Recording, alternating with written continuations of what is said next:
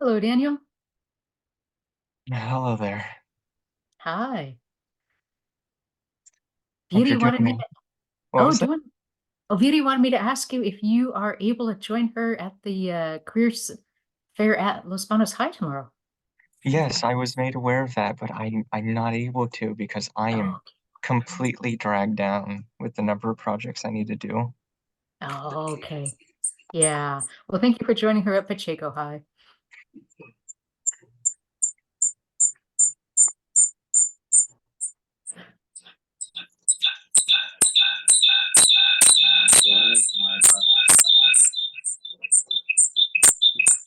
Where's my mute button?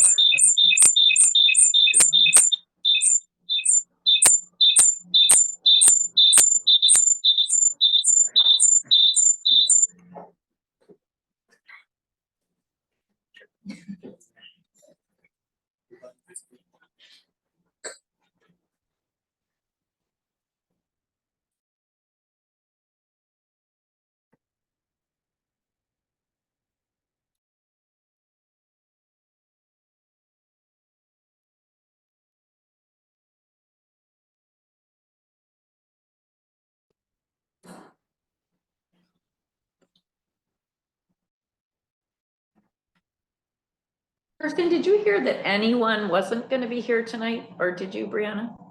No. No, okay, great. Yeah, just Diane, who of course is at her conference. Oh, right.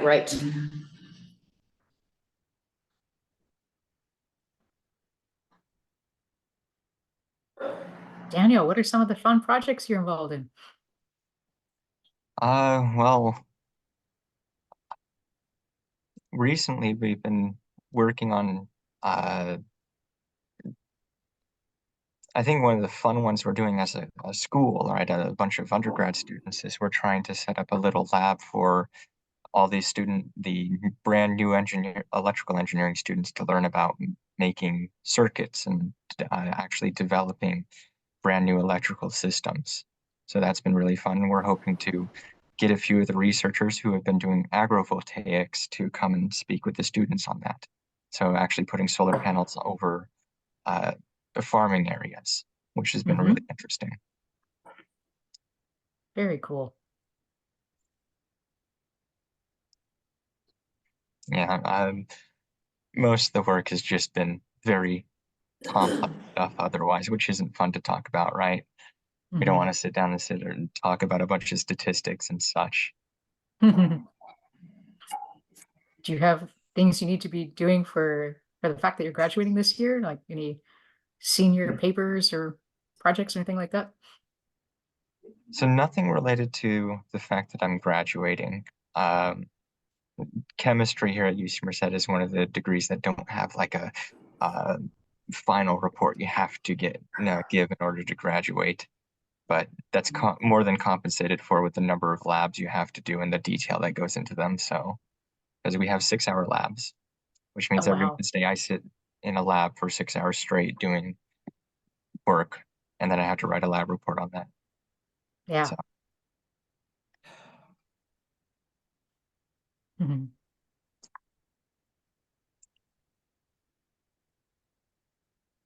I know that Desiree can relate to that.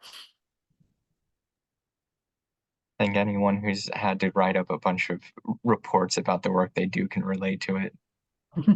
No matter what area you're studying, writing up a report on what you've been doing is always going to be as fun, right? Yeah, I remember the last chemistry lab I had to take in undergrad was a Monday, Wednesday, Friday, 1 to 5. It was 12 hours a week for a 3-credit class. Wow. But at the end, you could create something, right? But yeah, we spent like half of the class doing labs that kind of designed for us to learn the different instruments, and the other half we had to design our own experiment. Yeah, it's good. These years later, it makes for a good story, right? Stress.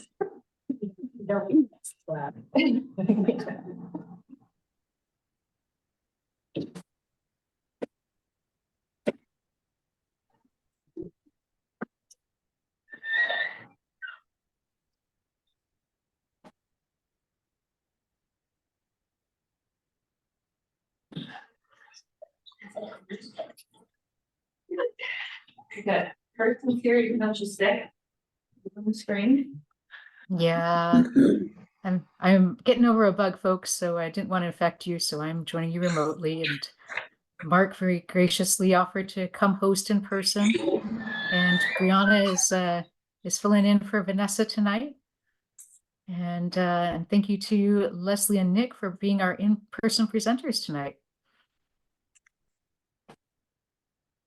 And you all get to meet Nick, our new CFO. Oh,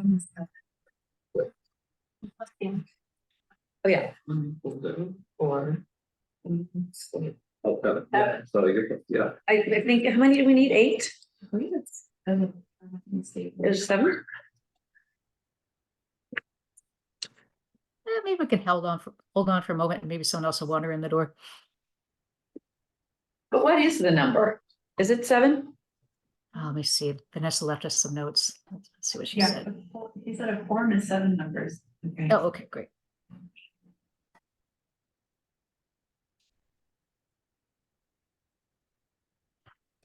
Brianna, do you see if Jen has joined us online?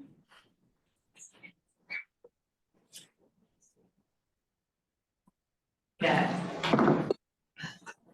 If so, then whenever she joins, let's promote her to a panelist as well. Okay.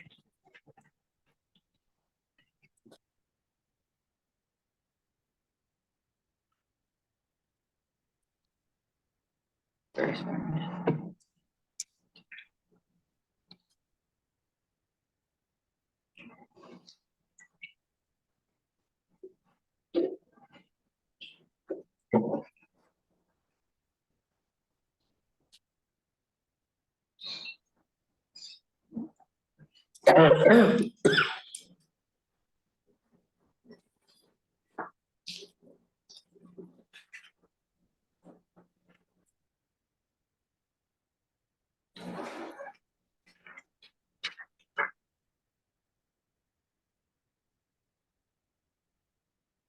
So Brianna, where's my chair report on here? I don't see it on this agenda. Just missing it. There aren't any, there are no spaces between the lines, so it's kind of hard to read. Oh, chair report. It should be right after the agenda. I might have, let me. And after we do the consent agenda? Yeah. Okay, I might have missed it, Cheryl. that's Let me okay. double check. Does it come before or after the introductions? It'll come before the introductions.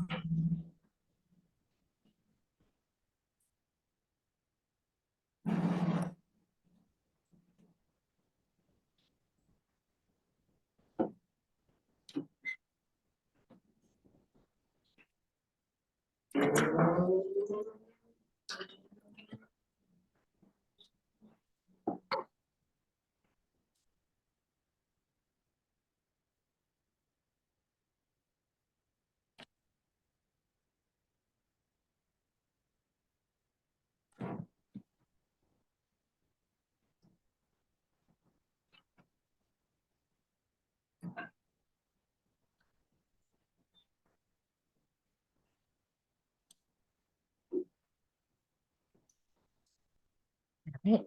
Has anyone else wandered into the room? Some activity in the parking lot. All right. Hope that's activity related to us.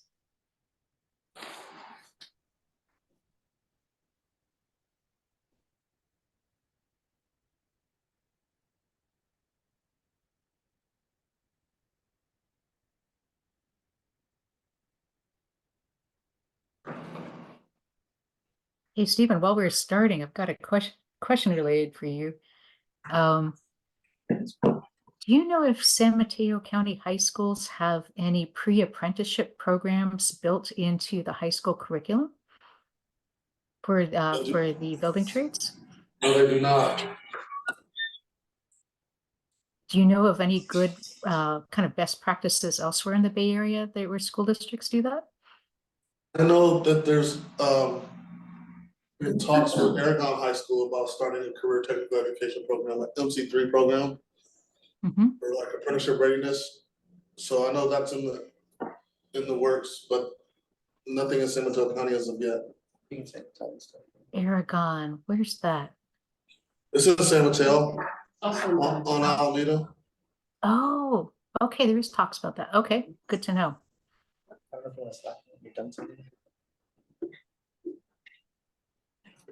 Okay, should we get started? Right, I'd like to call this meeting to order. Do a roll call, Brianna. Yes.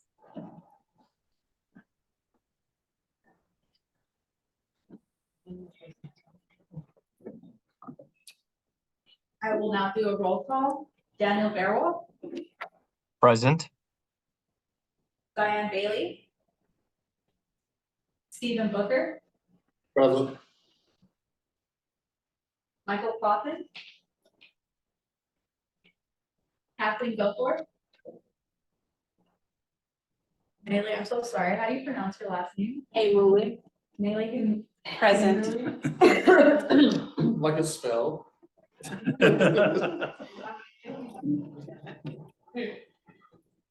Gail Lee. Present. Margaret Lee. Jason Mendelson. Cheryl Strauss. Here. Desiree Thayer. Present. And Robert Whitehair. Here. Thank you. We have a quorum. Thank you. All right, the first thing I'd like to do is ask if there is any public comment on things not listed on the agenda. I'm just gonna need your help to see if there are any people. that Yeah, no have- public comment online. Okay, all right. All right. Then I would entertain a motion to set the agenda and approve the consent agenda items. I so move. Thank you, Robert. One second. Thank you, Desiree. Thank you. All right, so let's take a vote on that. Daniel Barrow, Aye. Diane Bailey. No, doesn't. All right, Stephen Booker. Bailey. Aye. Okay. Aurelio Lazar. Aye. Gail Lee. Aye. Cheryl Shaw. Aye. Desiree Thayer. Aye. And Robert Whitehair. Aye.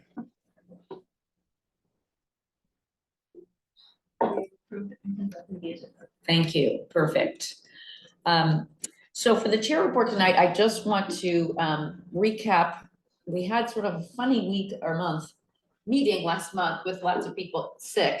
I just wanted to highlight a couple of things that I thought were great. We had a really wonderful presentation on the turnkey home electrification service that's about to be produced. And I wanted to just say that this group made a recommendation. We said that the board of directors, we recommended that the board of directors approve the turnkey home electrification service program and urge Peninsula Clean Energy to act expeditiously to implement the program. The CAC recommends that the emergency replacement program install only electric water heaters where feasible. So that was one of our action items. And the other one was we made a recommendation after hearing from Phil Kaepernick about the EV managed charging program. And our recommendation was that the board of directors approve the implementation and growth of the electric vehicle managed charging program. The CAC encourages the public to sign up for the program by going to the Peninsula Clean Energy website. And I just want to mention one more thing. I wondered if Kirsten, you would mind just telling us a little bit about the promotions that you and Vanessa received so that we can applaud you. Oh, that's sweet of you.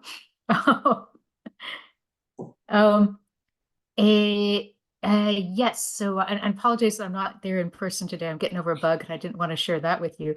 And thank you to Mark and to Brianna for stepping in for Vanessa and I in person. Yeah, so I did get a promotion. My new title is Associate Director of Community Relations and Climate Equity. Vanessa is a senior specialist now. Great. And what will that mean that you'll be doing differently, or have you just finally been recognized for things you've already been doing? A little of both. I've been the DEI implementation lead at Peninsula Clean Energy, which I think you all know. And so it's recognizing that, and I may potentially be able to grow that role a little bit outside of, I mean, I've been a community relations person focusing on our service territory, but I may be able to focus on some stakeholders more on a statewide level as well. Great. Well, congratulations. Thank you. Well deserved. All right. That is all I have for my report. And are there any public comments on my report? They share, since you mentioned our recommendation for the turnkey program. Yeah. That was approved by the board as well at the last board meeting. Oh, great. Thank you. Perfect. Good news. All right, so let's do just a quick, we didn't get to do introductions last time because we had a really packed agenda, but I thought it would be fun. Here's my question. What do you believe is the most effective personality trait or characteristic that you bring to, actually it was supposed to be climate change mitigation, but communication you could say too. That's why you like the question so much, Kirsten. My original question was, what do you think you bring to the whole climate change mitigation fight? So let's see, where should we start? Aurelia, would you mind going first? Chair, I'm so sorry to interrupt. I just want to make sure if there's anyone joining us remote, aside from Daniel and Kirsten, who's a member of the CAC. I saw Yeah, someone. it appears put in that messages. Margaret is, and that she did email me earlier saying that she has a lingering cough. So I believe that she qualifies under the public health exception. Yeah, and that's great. I just wanted to go ahead and state for the record that Margaret Lee is, and I'm hoping I'm pronouncing her last name right, is participating remotely due to illness. We can go ahead and note that in the minutes. Thanks so much. Thank you, Right, and we're Jennifer. gonna let's go ahead and promote Margaret to a panelist. Perfect. I sent her that invitation. Okay, Thank you. all right. So Aurelio, back to you. Just what do you think is a really effective part of you that you bring to helping to fight climate change? It's like communicate with people with happiness. Like explain them with some energy, and when we are talking with them about the Peninsula Clean Energy. Yeah, that's really important. Yeah, if you can be upbeat when you're talking to people about it instead of angry or down in the mouth, whatever. Okay, Desiree, how about you? What's your trait that you bring that's effective in your fight against climate change? I would say relationship building. So I work with a lot of different groups and different ages. So just trying to bridge all the groups together. Yeah, that's great. I would agree. Okay, Gail, tell us about your trait. Well, the simple was I just passionate about it, so people tell me they could tell that. Yeah, that's pretty important. Yeah, that shines through. I would agree. Robert, how about you? I think that I listen to folks when they describe their needs for electrification, partially because I've done it myself and partially because that's just my nature to listen. That's a huge skill. That's very important. Thank you. Thank you. All right, Stephen, tell us, what's your most important effective personality trait that you Where do bring you to- come up with these questions? That's good, yeah. Like, I'm blanking on this one. But yeah, where do you get these? Well, I guess I'm a wannabe therapist or something. I don't know. I just make them up. No, but I mean, we could, I told Kirsten, I almost set it up so that we would answer the question for the person sitting next to us, but we won't do that. So, but you have a lot of qualities. Just share one of them with us that helps you in your work.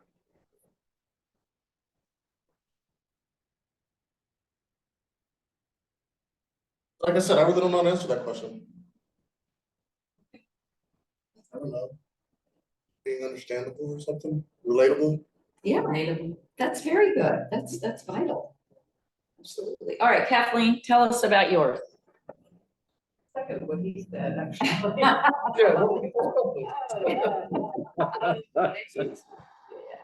It's just something I care very deeply about, and I guess maybe stick-to-itiveness, because I've been working on this stuff for a long time. Persistence? Yeah. Stick-to-itiveness. All right, we'll let you have that one. Okay. Nick, why don't you answer since you're here? I would say enthusiasm. Yeah, that's really key. That's I gotta say, I went for sock game. I take pride in socks. Very You similar. never know when someone's gonna be looking at down Love it. at your feet in the elevator or something. Yeah. All right, Leslie, you should answer too. Please. I think it's curiosity and wanting to understand how things work and how other people think about things. Perfect. All right, ma'am. Mine's positive energy. Oh, that's good. Is that positive clean energy? Now it is, right? I was actually gonna say curiosity too, but I also think I think I always have sort of a student mindset, like I'm ready to learn and interested in a ridiculous number of things, so probably say student mindset. All right, Mark. Good. Diplomacy. Yes. That's good for your job. It's good for my job and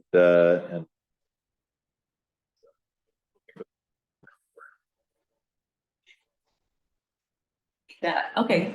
Well, I think my most effective trait would be empathy and keeping an open mind when understanding that not everyone has the education that I have when it comes to great.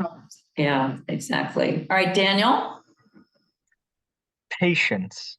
When it comes to helping other students understand these very complicated things, it takes time. So just wait with them. Yeah, that's really vital. I could use a little more of that. And then Margaret's on too, right? Margaret?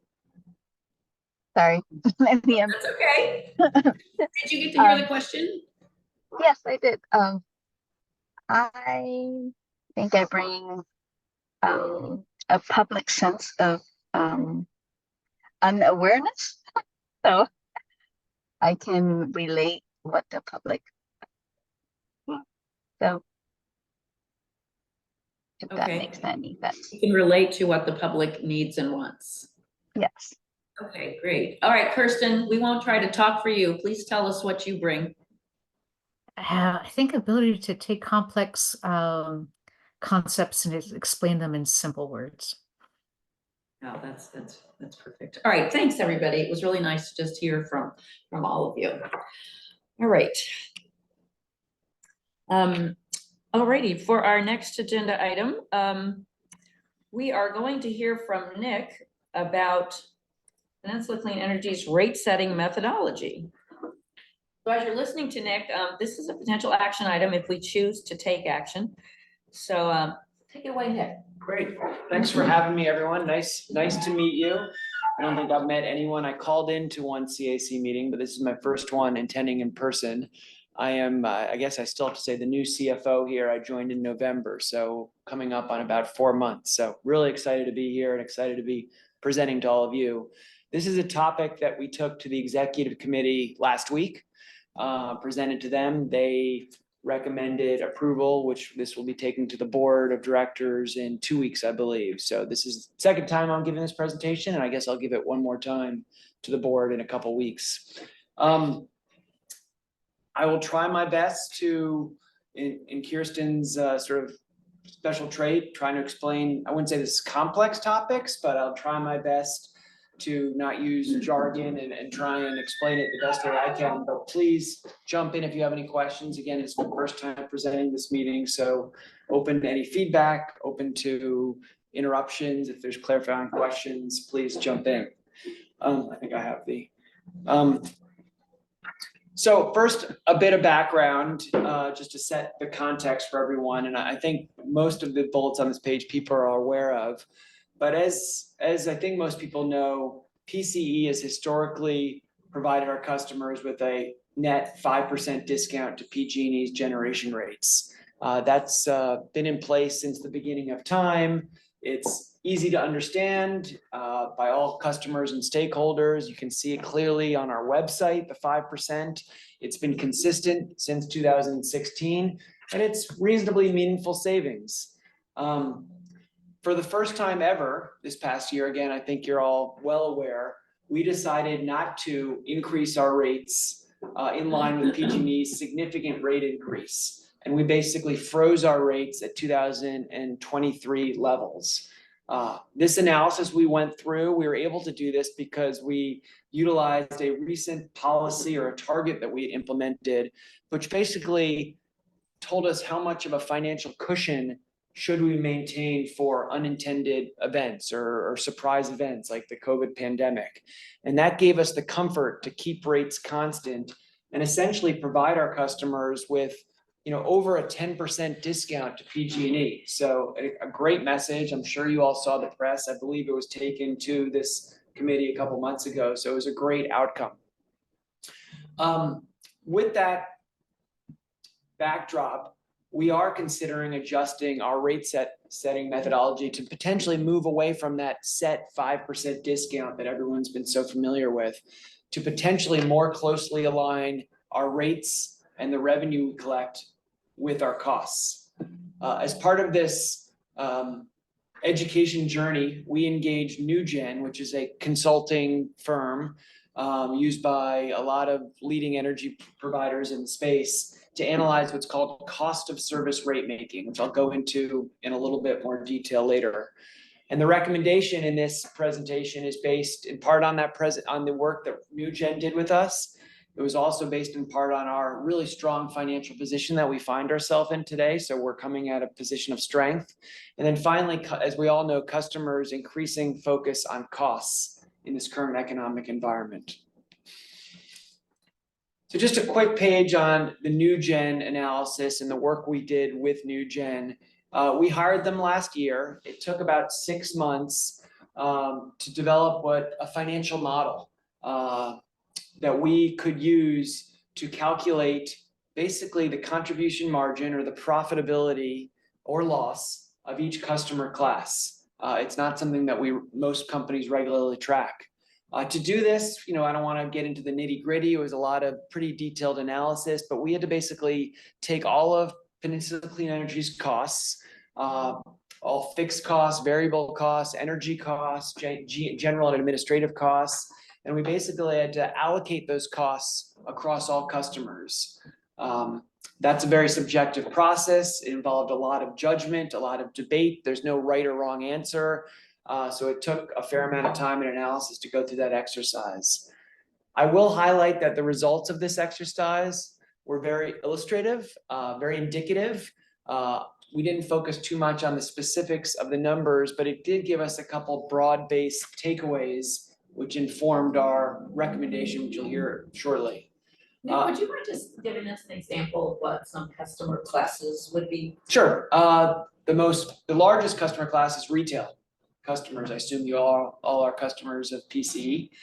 So homes, apartments, rentals, and ownership. That's our largest customer class, which I think represents about 70% of our revenue. Yeah, so so residential, the residential customer, so we tend to look at, there's kind of three or four major classifications that PG&E goes by, and then sometimes we break it up a little bit more than that, but it's like residential, commercial, and agricultural.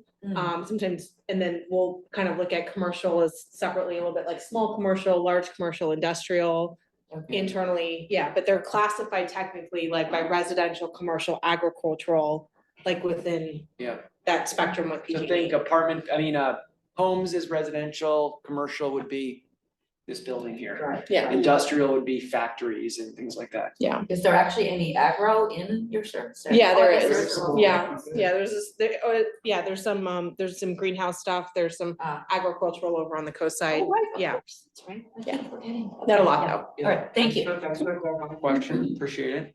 The three takeaways listed here on the right, the first one, as I already alluded to, is there's a lot of subjectivity that goes into this work. I think we were expecting it to be a little more black and white, and it involved a lot of judgment allocating these across all those customer classes that Leslie described. The second one, which we're already pretty much aware of, but it was helpful to confirm through the analysis, is that our current rate structure, we are able to collect enough revenue to cover our costs across most customer classes. The one exception is actually agriculture, which is a really small percentage of our revenues. And the third takeaway, which is probably the most important one, is that the margins, the profitability by customer class varied widely. And so that was a big takeaway for us to show us that maybe our allocation was incorrect. More deep analysis was required because the variability was a little more than we would have expected. So with that information, sorry, there we go. We looked at 3 rate setting methodologies or options, and I'll walk through. There's a page on each of these, so I won't cover it too much in detail on this page, but at a high level, the first one is the one we currently do now, which is the net 5% discount to PG&E. One of our alternatives is not change anything, continue with the status quo. The second is what, and I'll get into this in a little more detail, is what's called cost of service rate setting. And this is basically setting your rates based on your costs by customer class. So we would do an analysis of how much does it cost to serve that customer or that customer class, and we would charge a rate to cover that cost. The third one, which is not really a technical description, we're calling hybrid, but it's a little bit of both. It's a little bit of the current methodology, and it's a little bit of cost of service rate setting. And again, I'll get into that in the next 3 pages. Okay, first methodology, again, is the current status quo net 5% discount. I think we're all aware of what this is, so I don't think I need to explain too much what we do. But every time PG&E updates their rates up or down, although we know it's usually up, we go through an exercise and increase our rates by almost the same amount so that our customers are always paying a net 5% discount to PG&E. There are a lot of pros or positives about that. As I mentioned before, it's an easy message, understandable. We can say on our website, we are always cheaper than PG&E. We're always 5% lower, and that people remember that. The second main benefit is that it avoids the subjectivity in the arguments that I mentioned of allocating those costs. We don't go through that exercise here. We don't determine how much it costs to serve a customer. We just allocate based on PG&E's cost allocation methodology. And the third pro is, and it's not really a reason to do it, but it is a consideration. It's pretty easy to implement. Every time PG&E increases their rates, it's a little more than just tacking on a 5% discount, but it's not a ton of analysis involved on our side. However, as you can guess, there are some, I guess you could call them considerations, or really that's code word for negatives. And that's why we're going through this exercise to think of other alternatives. And the first one is near and dear to my heart as CFO, and that's revenues are set completely independent of costs. Most companies, an exercise they would go through would be to determine how much it costs to build a product or provide a service. And then they would set the price of that product or service to cover the costs so that they're not losing money. We don't do that. Our revenues and rates are set with zero connection to our costs, essentially. And so you could have potentially a situation, which is the second bullet point up there, where there could be times, and it's happened twice in our history, where revenues are insufficient to cover our costs, and we would have to potentially dip into financial reserves. Again, we did this twice. We made a decision to not increase our rates. We had the financial flexibility to do that, but it was a risk, and it is a risk that could happen again. The other thing that could happen, which is kind of where we are today, is that rates could be potentially higher than maybe necessary, resulting in increasing financial reserves greater than our target. Again, I think we're all aware this happened last year. We ended up with our surplus funds committee, where we're fortunate enough to allocate those funds back out to customers through care fair rebates or customer programs, but not really a situation we want to be in every year, collecting more funds than may be necessary. Any questions? Yeah, before you go on, Sure. from the perspective of someone who stands in front of a lot of city councils, and I know some of these other folks here do too, it's a lot easier to get a council to buy into electrification if they think about their relationship to PCE, because PCE offers competitive rates much better than PG&E.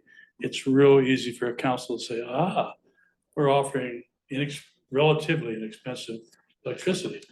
I hope you don't lose that. I hope I don't lose that, because it's much easier for me to convince a councilor or a mayor, you know what, you ought to mandate electrification because it is less expensive.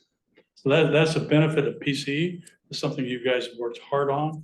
I hope you can continue that. Yes, And no. I'm not arguing against your rate structure. I'm just saying the benefit I get, making it a lot easier for trying to convince the council. Yes, no, and that is the benefit of this message. Our current approach is, it's 5%, it's easy, and we are not, and you'll see on the next few pages, we're potentially trying to get to a situation where we can offer more than 5%. Right now, the discount is set at 5%, no matter Yes, what. I'm trying to read ahead, so. Yeah. Thank you. But you make a good point, and that is a benefit of this approach, and it served us well for 6 years, 7 years. So If PCE were higher than PG&E, let's say that's, because that happens in some parts of the country, it would have been impossible to electrify. that's a fair point, and that is a consideration. Okay, thanks. The next approach is what's called cost of service rate making, and this is what PG&E does. And as I said, this is basically setting your rates, our rates, based on the cost of providing service by customer class.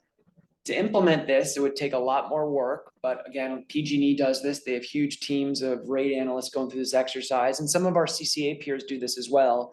But you'd have to go through the exercise that I described we did with the NewGen firm, where you would have to estimate the cost of providing service by customer class, allocating costs like my salary, not a big cost, but how do you allocate my costs across customer class? How do you allocate demand charges across customer class?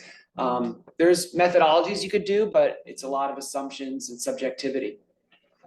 The benefits of this approach is rates are set, revenue is set to always recover your costs on a forecasted basis.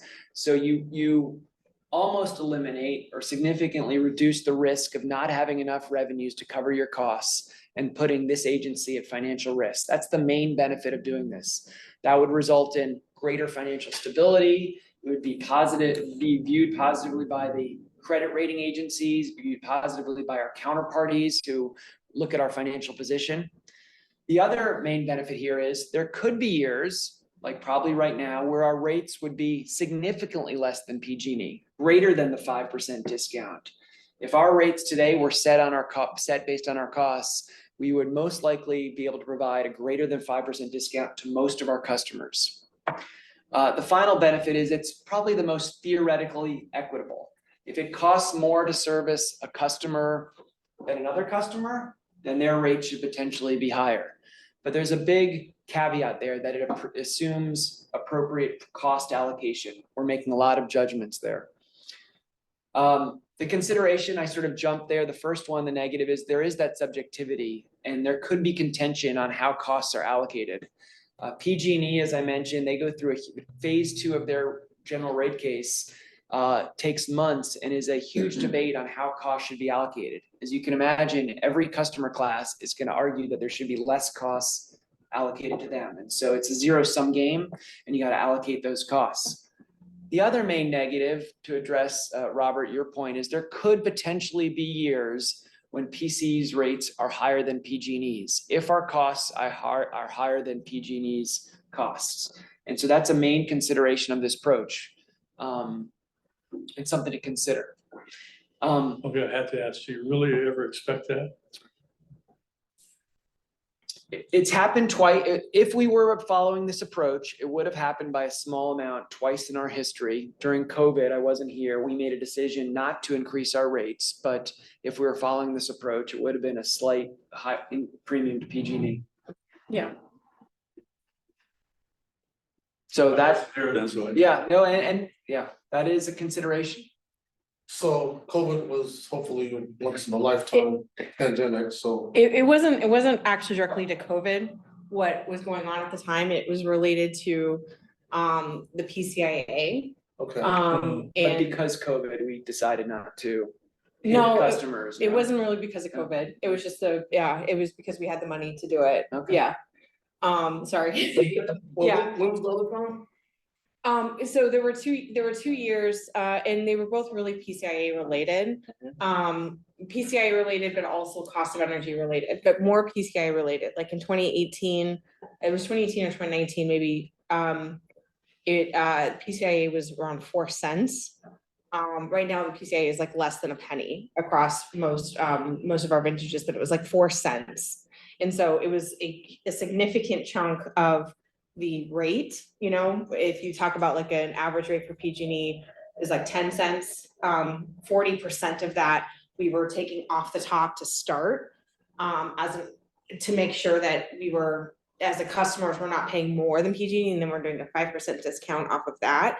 And so we were collecting a much smaller, you know, amount of money to ensure that people were getting a 5% discount.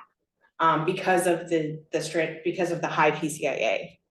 Not really expecting or not forecasted to have PCIA right now at that level, in the current forecast that we have from our, consultants. But,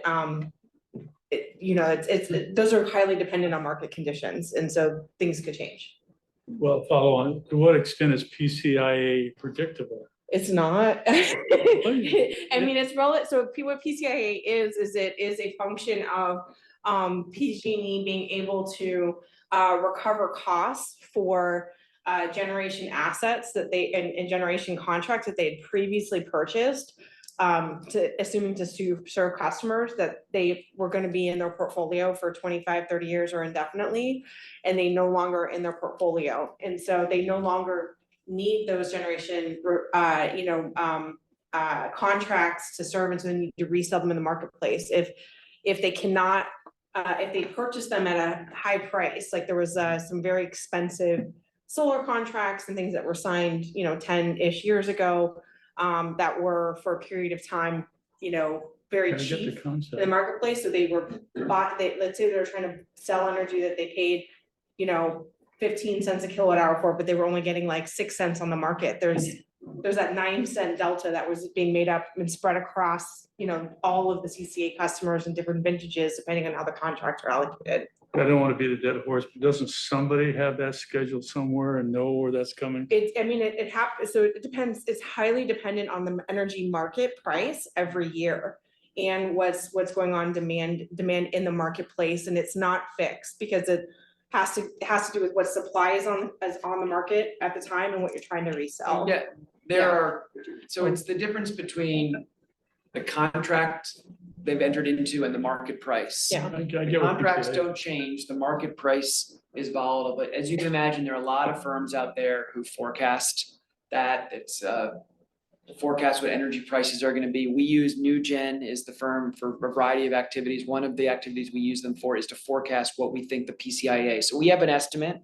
We have it less than 1 cent for the foreseeable future, but you never know. Things could change. Yeah.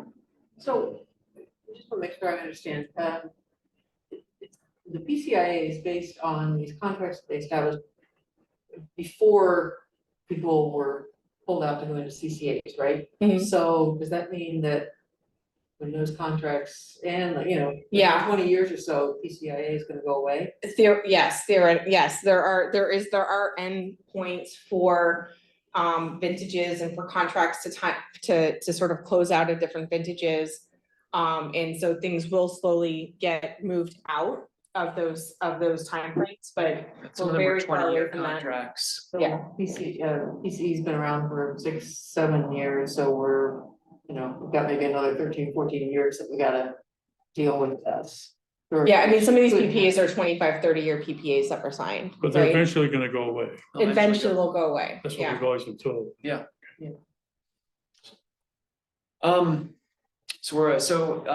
There could, the main negative of this is there could be years, we think this makes a lot of sense because we think we can offer more than a 5% discount. Setting it at 5%, you remove the potentially more, but you also remove potentially less. We think, at least as far as we can tell, we can offer more than a 5% discount, but the negative, like everything usually has a pro and a con, is that there could be potentially situations in the future when our rates are higher than PG&E or maybe less than the 5% discount.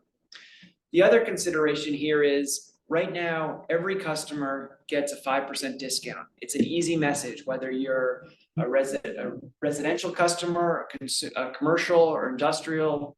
Under this approach, the discount would vary. Some people would get a 15%, making up numbers, a 15% discount. Some would get a 5%. Some might even pay a premium. So that's another consideration with this approach. And Nick, are those all made public? Those rates, would each class know what the other class was getting for a rate? Yeah, we have to publish our rates, yeah. That's what I thought. It wouldn't necessarily be published with specific discounts, Yeah. you know, next to it, but the rates would, all of the rates would be public. Like right now, all of our rates are published, you know? Okay. Yeah.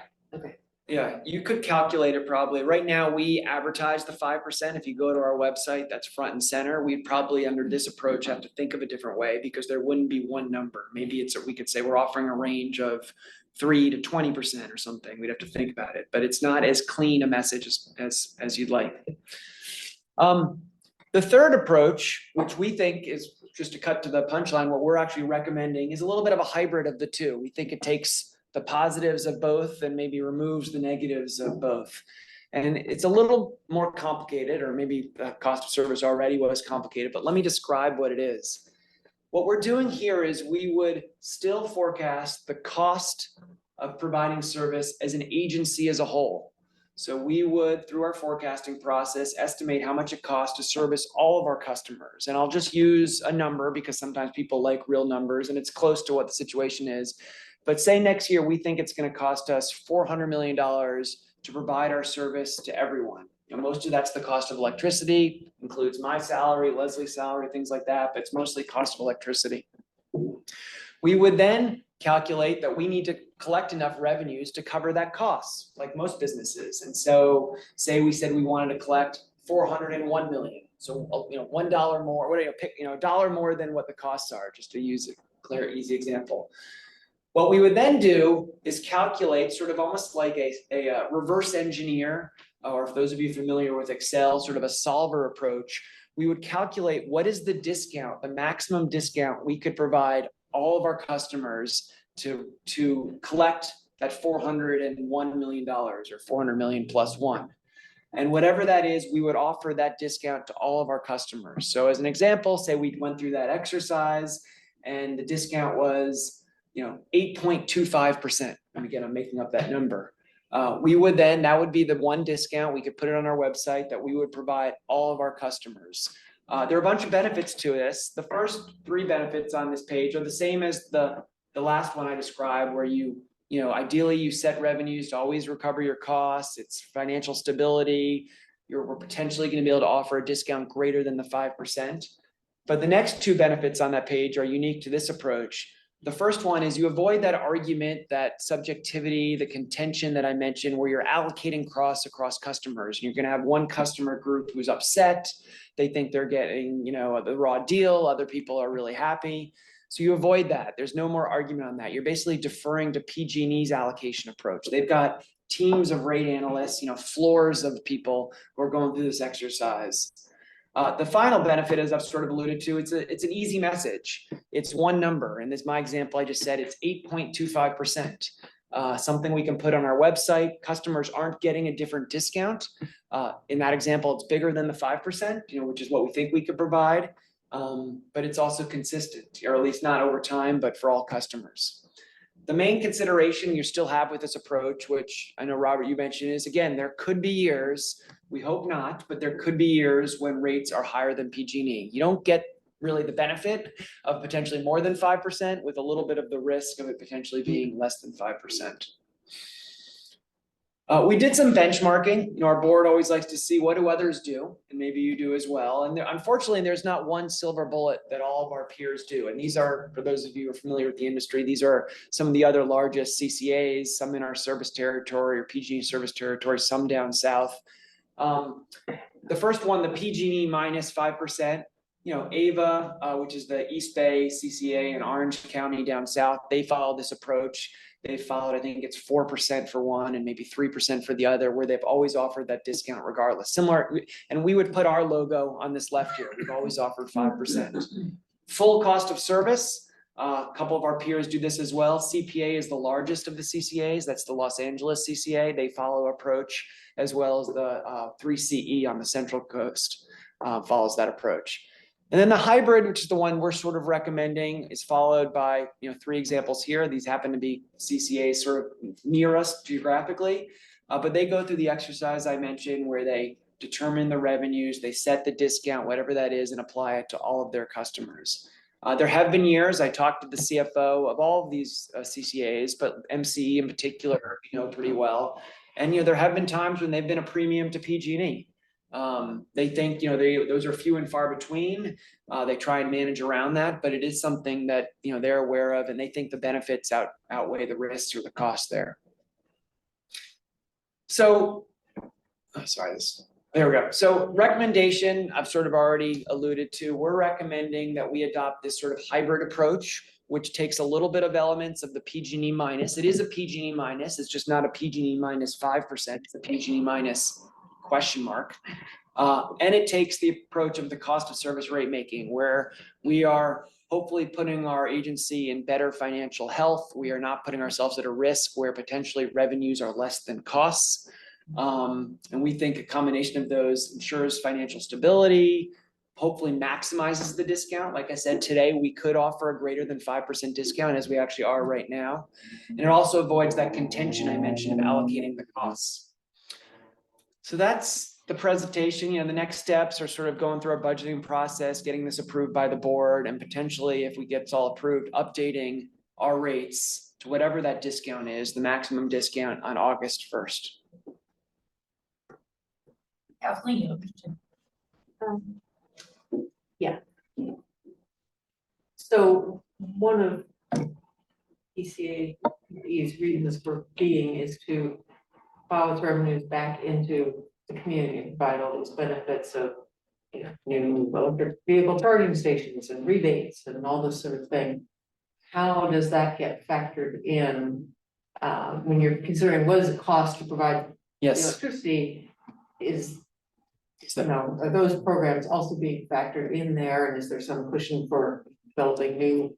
Yes, excellent question. The board, the executive committee asked that question, and I actually added a sentence there at the end. First of next steps, utilize the budget process to estimate forecasted costs and continue investing in customer programs. Kudos for that question. So our budget process, there's basically 3 buckets. The largest is cost of energy, providing the electrons to our customers. But the second one is energy programs, customer programs. So the one that was just approved, the turnkey program, the EV, all that stuff, that is still factored into our budget process. We will continue to allocate enough resources or sufficient resources to support those programs, and that will be used to calculate what revenue should be to cover those costs. And Nick, how long, when you guys make using the hybrid approach, set a rate, would that be for a year? Would you change it sometimes in the mid-year? I mean, how often would you? Great question. So our preference would be to set it for a year. We know that customers don't like the volatility. Yeah. So we would, similar to kind of now, we would set them for a year, but we would monitor our cost profile.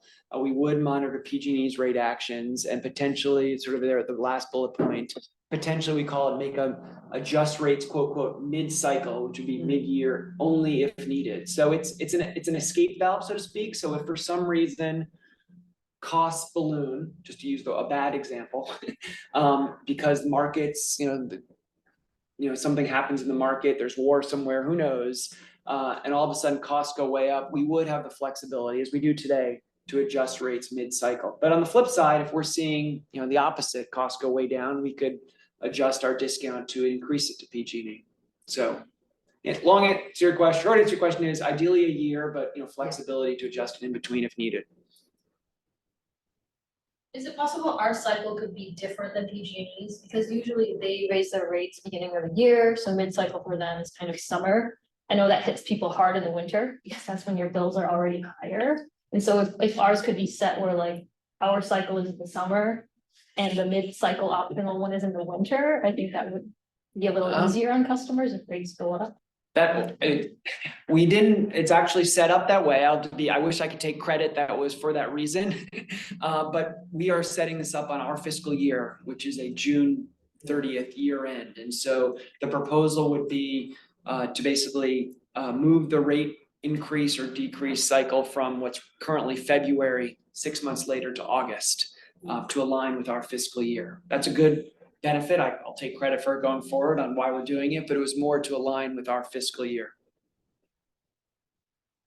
It kind of makes sense to do it outside of the PG&E cycle too. PG&E just raised the rates, and then you'd hate to have PC come in and say, we'll raise our rates too. I like the off cycle. Oh, good. If you could calculate it now, what would the difference be? Don't quote me on this, and I guess I have to be careful since this is being recorded, so I guess I'll caveat that it's an estimate. So it's interesting, Sean keeps making this point. I will answer your question, but let me just give you a little context. The exercise we went through in January, which I think was taken to this committee, right? About freezing rates. Yeah. That was essentially what we're proposing to do. We didn't calculate a certain discount, but we went through an exercise and said, can we afford, what's our cost profile, and can we afford to not increase our rates, which what PG&E did. So we just kept our rates constant. If we were doing a fulsome exercise, we would have maybe even brought them down, or we would have calculated what is the exact difference, but it's kind of what we just did. And that result was anywhere from a 10 to 15% discount. Again, I have to give you, it's a variety of numbers because each customer has a slightly different rate structure and discount. But if we were to do it the way we're setting it up, my guess would be, it would be for at least these 6 months, greater than 15% discount. From PG&E? From PG&E.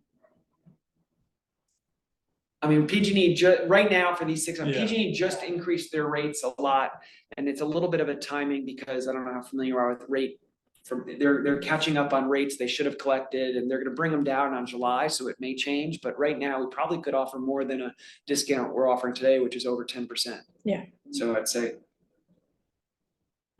Being recorded. So, yeah. I mean, part of the process we went through and did it this way was because we knew that PG&E's rates were, I don't want to say artificially, but they were being boosted for this first 6 months. And so that's part of the conversation that we had. It was like, okay, do we really need to follow this rate increase right now? This boosted 6 month rate increase that they're collecting, doing this, under collection, accelerated under collection for, and we said, no, we could afford to not do that and, reassess at, mid-year, when PG&E is we know they're gonna do another rate change, and they're not just doing that adjustment to bring down rates, but they've had multiple other decisions go into effect over the last month or so. And so there's actually gonna be more rate changes. Oh, right. It's both. It actually is both, because there is some sort of refund coming in for something, but I think it's gonna be very, very, very small, but it is mostly up, yes. Yeah. I will, community, 3CE, community choice, or Central Coast Community Energy, that's the 3 Cs energy. I talked to their CFO, and they do full cost of service rate makings. They don't have one number, but it's sort of again, a hybrid of what we're suggesting. Their discount to their customers for the PG&E service territory can reach upwards of mid 20%. Not always, but that's what they've said to me. Again, I want to be fully transparent that there is risk of this approach. I don't call it risk, but it depends. And there could be times when, again, it's not as high at the numbers as I'm alluding to. Okay, having heard all of that, do we want to make a recommendation? Do we vote on? Oh, I'm so sorry. Excuse me. Public comment, yes.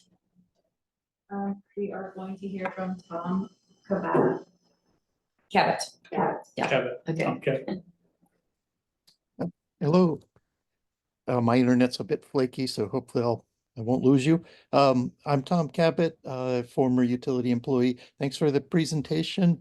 I was wondering if you were going to separate solar customers out as class within each customer class.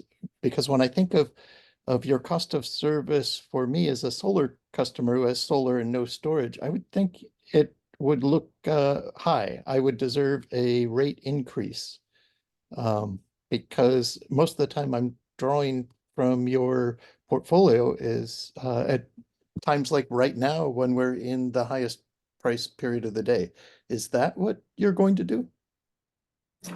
No, that is not the current proposal. That would be maybe more aligned with the full cost of service where you analyze each customer class and determine the costs. Again, we are not deviating from what PG&E does today. So no adjustment by solar or not solar. And then I was just curious, for your presentation, if you could make a stacked bar chart showing the transmission cost, distribution cost, and then the energy cost and the PCIA, and where your discount is applied on the energy cost, just to put it all in perspective for the viewers.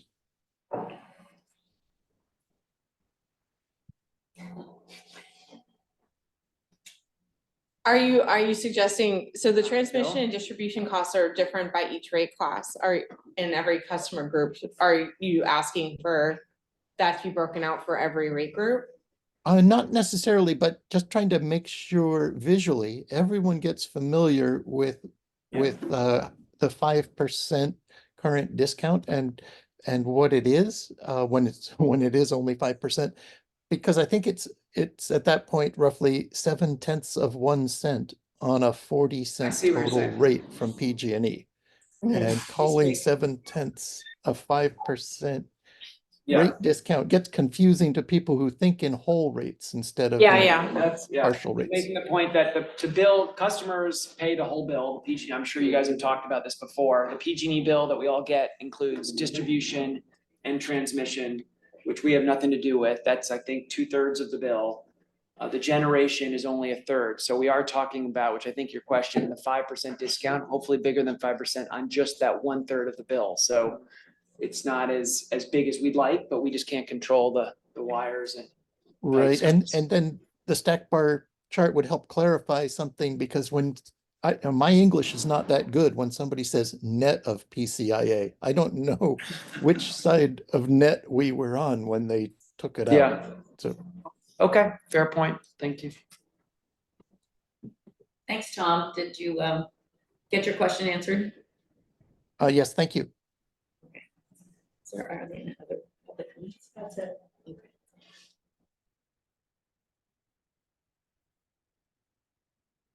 Would you guys like to set a motion for the rate setting methodology? Or to make a recommendation? Would any of Yeah. us like to make a Do we recommendation? want to do that? Jason, I'm sorry that you missed the presentation. It was riveting. It was good. It was really good. So what's the thought? We don't have to, we can just do it later? Yeah, Robert. It's hard for me to make a decision on something I just saw tonight. Yeah. I'm, if it comes to a vote, I'm gonna vote no, to be upfront about that. I just got here tonight. And you guys do great work, you work hard at it, but I'm sorry, that's what I'd have to do, because I just saw it. That's my recommendation. And you said it's going to the board when? March 28th, I believe, the end of this month. With or without our recommendation. I suppose so. That is correct. Tonight would be your opportunity to make a recommendation on it before it goes to the board. Of course, you whether you want to make a recommendation is your decision.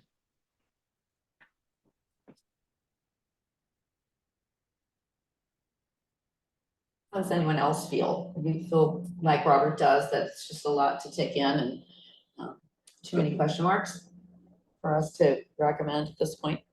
So I have a Yeah, question. yeah, yes. So, for Nick, you said you would keep the rate the same versus maybe a 10 or 15% difference. How did you make that decision? Sorry, are you talking about the exercise we just went through? Yeah. the exercise we just went through in January was a little bit of a short and sweet version of what we're sort of proposing. All we did was we went through and we said PG&E is increasing their rates by up to 15%. We would have normally, if we were following our old approach, increased ours by about the same 15%. But given our financial position, we did some analysis. My team, could we have, I use the word afford, but were we in a financial position? Was our revenue sufficient enough to cover our costs over the next 6 months where we could keep our rates just the same as they were before? If we were going through the full exercise, we would have even almost forgotten what they were before and said, what should the rates be to cover our costs? We just said, at the very least, let's just not change them. That's a great message. Customers don't like a ton of change, and we'll reevaluate in June. Does that make sense? Yeah. Yeah, definitely. I'm pretty comfortable with what staff is proposing here, as long as it doesn't unduly constrain the development of new programs. I think that's my main concern. I appreciate it. You've got the cost of service, you got the cost of the programs that we've already got in place. If staff came up with some fantastic new program, like all the stuff that our work group has been working on with microgrids and, you know, all that sort of thing, and there was something, you know, really progressive that PC could do, it sounds like there's room to consider that on an annual basis to say, okay, we know what our cost was last year, here's something new we want to do. Yep. And see if that can be budgeted in and still offer some kind of a discount. So our normal budget process, which we actually just kicked off last week, goes basically from March to June. So we will be taking the budget for approval to the board in June. Is just that we go through, and Raphael, who I'm sure is presented here, estimates over the next 5 years, although the next year is the most important, what programs he wants to support and how much it's going to cost. And that is approved by the board. So that would be the venue where maybe the board says we want to put more into customer programs or less, you know, Yeah. but that's the exercise. Yeah, with that as an understanding that that's built in, to me, it seems like this is a really good message. I'm thinking about, you know, Robert and myself and other people who, you know, go out and talk to people about this, being able to say, you know, PCE is charging just what we need to, you know, provide the electricity. We're not more. we're not feeding the shareholders, you know, all that sort of thing. And if you could say, you know, and this year you're getting a, you know, 12% discount or a 18% discount or whatever. That's a really nice message. I was just giving a presentation to a group yesterday, and I was telling them a little bit about PCE, and they didn't, about half the audience had even heard of PCE, and, you know, they really weren't clear on how it worked. And when I explained to them that, you know, normally you get a 5% discount, but right now it's even more because PCE has a great, man, you know, I just made their day. So I think we would still have a very good message doing this.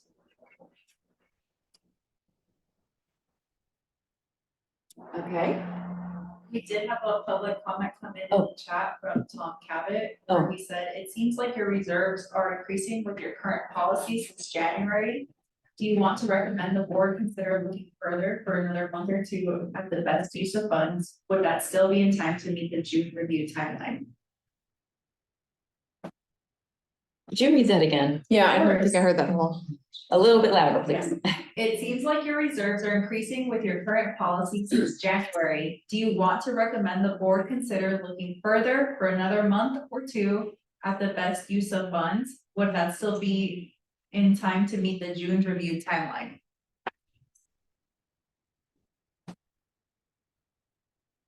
Is he referring, Tom, are you referring to the best use of funds in terms of customer programs?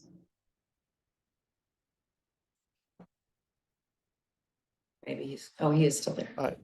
Yes, I am. So I'm sympathetic to that viewpoint expressed that our greater community is facing a growing climate liability, and then we've got a micro We lost you, Tom. Sorry.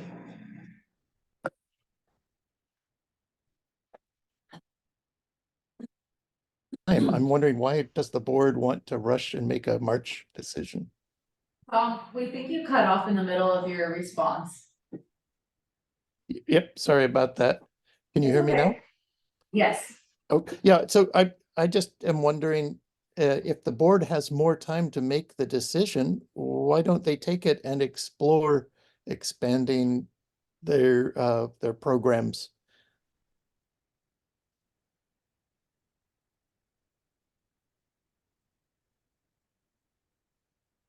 Yeah.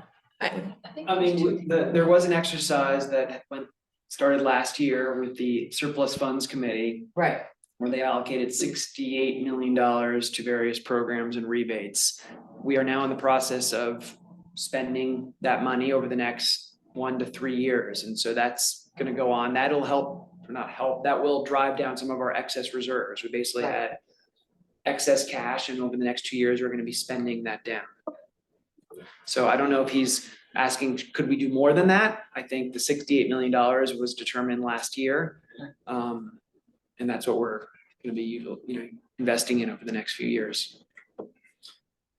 I mean, there's no magic to the timing. We could do it next year, 2 years, 3 years.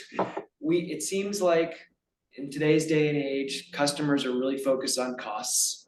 And so this, given our current financial health and given that focus on costs, which, there are maybe times when people care more about other aspects. Now is a time to potentially offer a greater than 5% discount for this coming fiscal year, which is in July. To meet that deadline, unfortunately with the board schedule and getting approval, it has to start at some point. And this was the timing we thought, but there's no magic to it. Well, I gotta be honest, I feel jammed. I just got this tonight. If we'd had it 2 days earlier, 3 days earlier, I could have read it. I would have felt more comfortable. This last minute and then expected us to say, sure, I can't. Okay. I'm sorry, you guys are doing great work. No, You're going hard at it, and I appreciate it. Now, even if there's not a comfortable stating to the board what our feelings on this proposal is, I don't think we should be afraid as a board of stating that we support or we encourage the board to take into consideration the factors that are most important to us as advisors, right? So if we wanted to just say as a group that we want to make sure that whatever happens going forward is in the best interests of our communities and of those we represent, that's still something we may want to think about doing, if not vote for something else. Daniel, do you want to make a motion? That was kind of sounding like a motion to me. I'm not sure. I'd like to discuss things before making motions, but okay. All right, we do want to start the wording of a recommendation.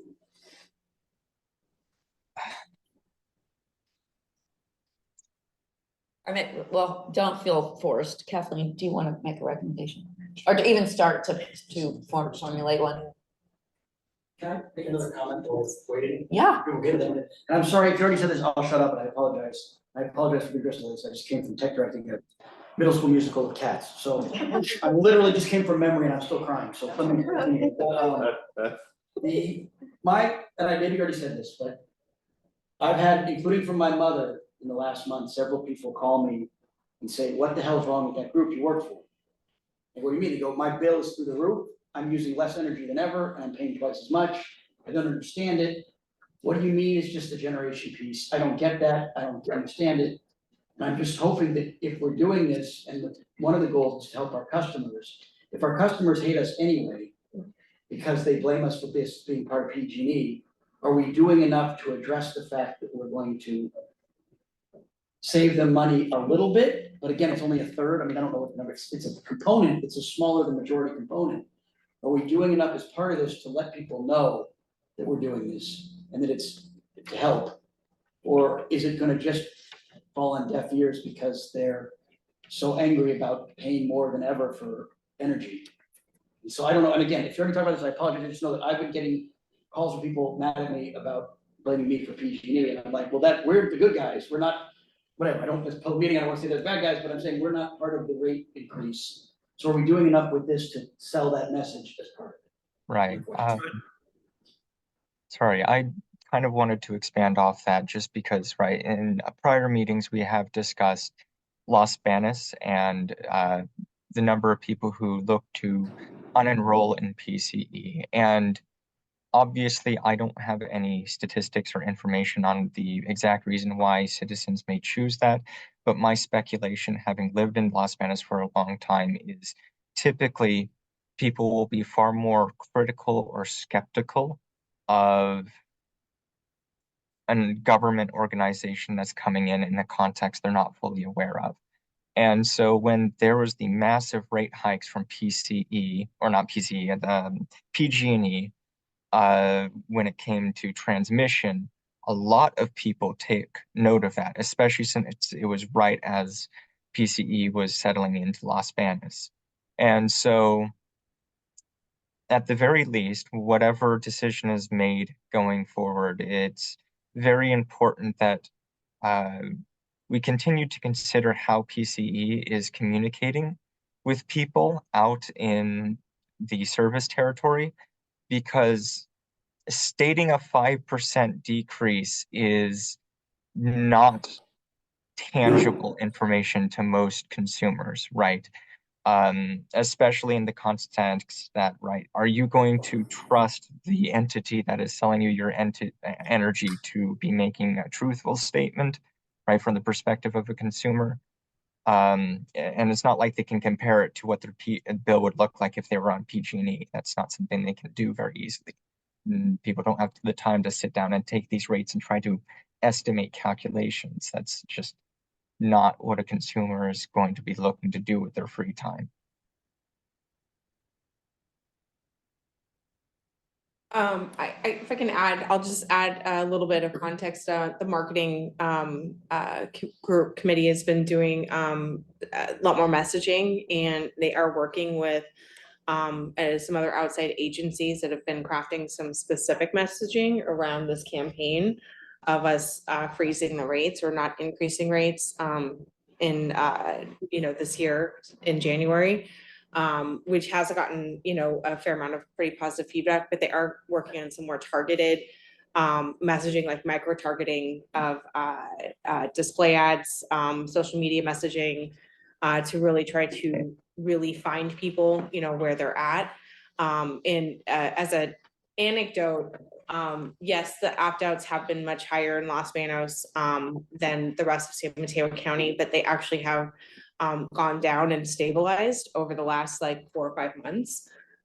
So starting from January of this year, they actually went down, relative to where they were at 6 months ago, quite a bit.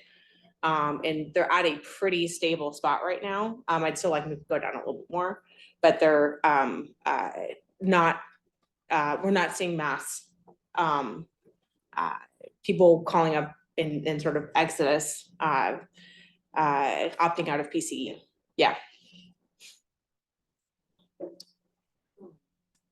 And Sean has been making the rounds, was in Los Banos about 10 days ago at the city council, presented to them the benefits in Los Banos from the surplus committee decisions were significant. It's over $4 million in benefits at this point, and then some of the other things that we're doing there will, those are not just surplus, but all the benefits realized in Los Banos. So there is an effort to get the message out. To other suggestions too. I have a gentle time check for you all. We had scheduled this agenda item at 20 minutes and we've gone a little bit over. So if I'm not hearing a lot of momentum toward wanting to make a recommendation, we do have the next item, which is actually quite meaty as well, coming up from Leslie. So keep that in mind if you are ready to move on or not.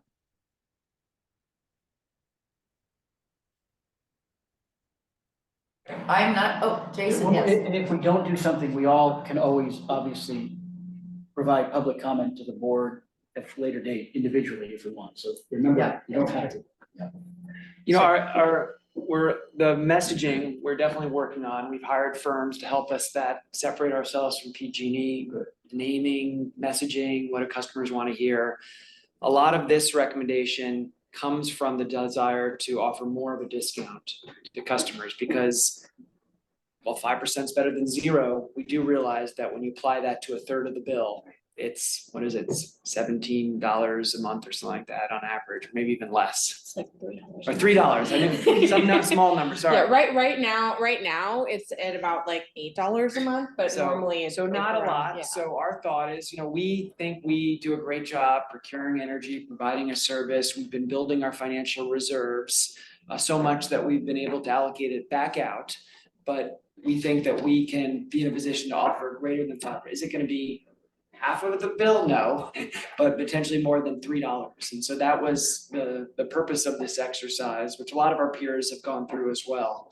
A lot of our peers, we've realized that they offer the flat discount until they get to a certain place of financial health where they can afford to be in a position to potentially offer their customers more. We feel like we're there, and it also happens to coincide with the time that customers are really feeling a pinch and would probably appreciate more than a 5% discount. Yeah, it's in the media every day.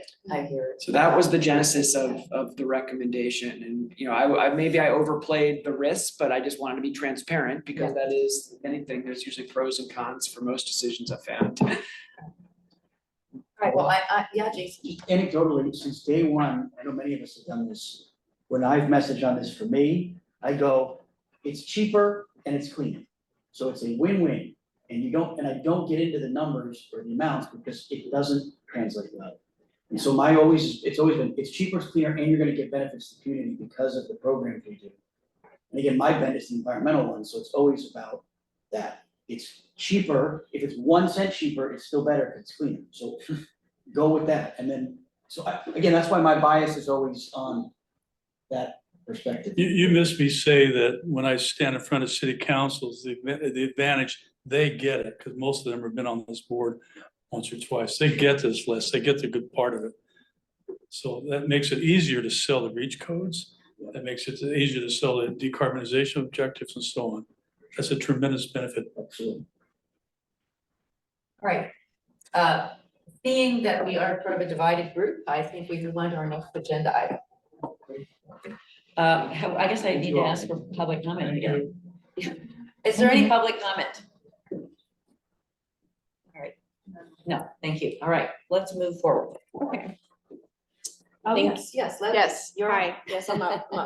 And I'm here to talk to you guys tonight about some proposed revisions that we are bringing to the board with regards to the NEM cash out program. This would be for the NEM 1 and 2 customers. So just as a little bit of a review right now, our current program for customers who generate excess energy in NEM 1 or 2, you get a retail rate, 1 cent adder, all of that's the same. Right now, we do our cash out, our annual cash out for customers who generate excess energy. So these are folks who have offset all of their PCE charges, and when they get to their April bill cycle, after we have the bill cycle in April, they have extra credits still on their bill. They still have a what we call an escrow balance in their NEM account. So they've generated more value in excess energy than they've consumed through the year.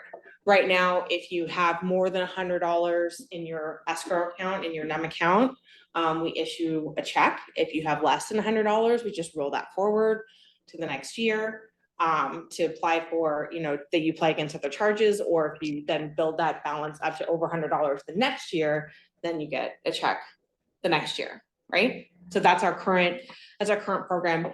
And we currently have a cash out cap of $20,000, which sounds like it's a lot, it's very high. So that applies really to a handful of large commercial accounts, a couple of schools, government buildings, some places where the solar systems are generating significantly more energy than the customer is using. I didn't know we had any of that, that's cool.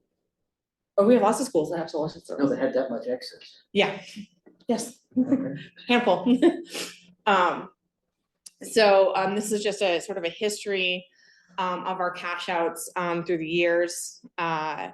And what percentage or of the money, you know, is going to residential and commercial. The commercial is the blue, residential is the green.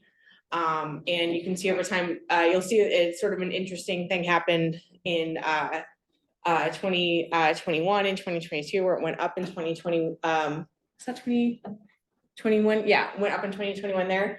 That really, a couple things, there was some excess generation, you know, weather stuff these things are associated with weather or customer usage patterns or other stuff. But also that cash out in 2021 was encompassing essentially sort of May 2020 through April 2021 during where COVID shutdown was happening. So that's where that commercial cash out went way up, because offices were closed, schools were closed, buildings were closed. People were not inside using the energy. So a lot of excess solar production happened.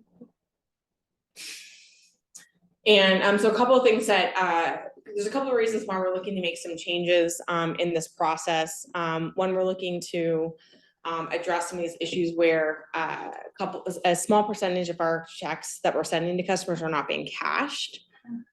So people, you know, receive the check, they don't know that they got the check, they accidentally throw it away, they forget to deposit it, they call us and ask us to reissue it later. That it's something it happens on a regular basis.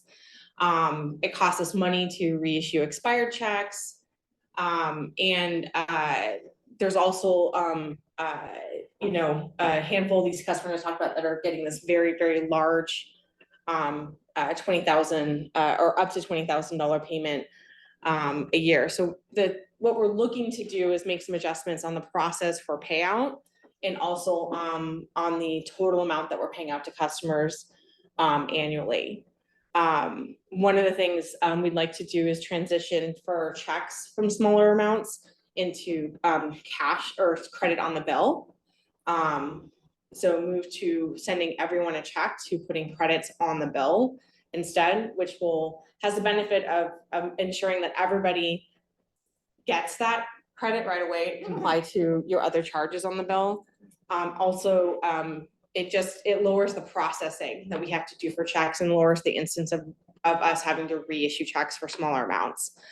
And then when we're looking at readjusting the cap here, we're really looking to try to bring this into more in line with some of our other peer agencies, but also just taking into consideration that excess payment and how we might want to be a little bit more thoughtful about where we're directing those funds. And so we're looking to lower that cap to $10,000. So people will still, you know, customers will still get full benefit of all of their excess generation, but instead of getting paid out up to $20,000 annually, it would lower that cap to $10,000. And right now it affects, you know, roughly that lower cap amount, roughly, you know, 5 to 10 accounts per year, because it kind of shifts. People fluctuate up and down out of those thresholds. So do they still get their money later then if they don't get the whole? No, so if you're a solar if you're one of these larger accounts and you, let's say during our cash out period,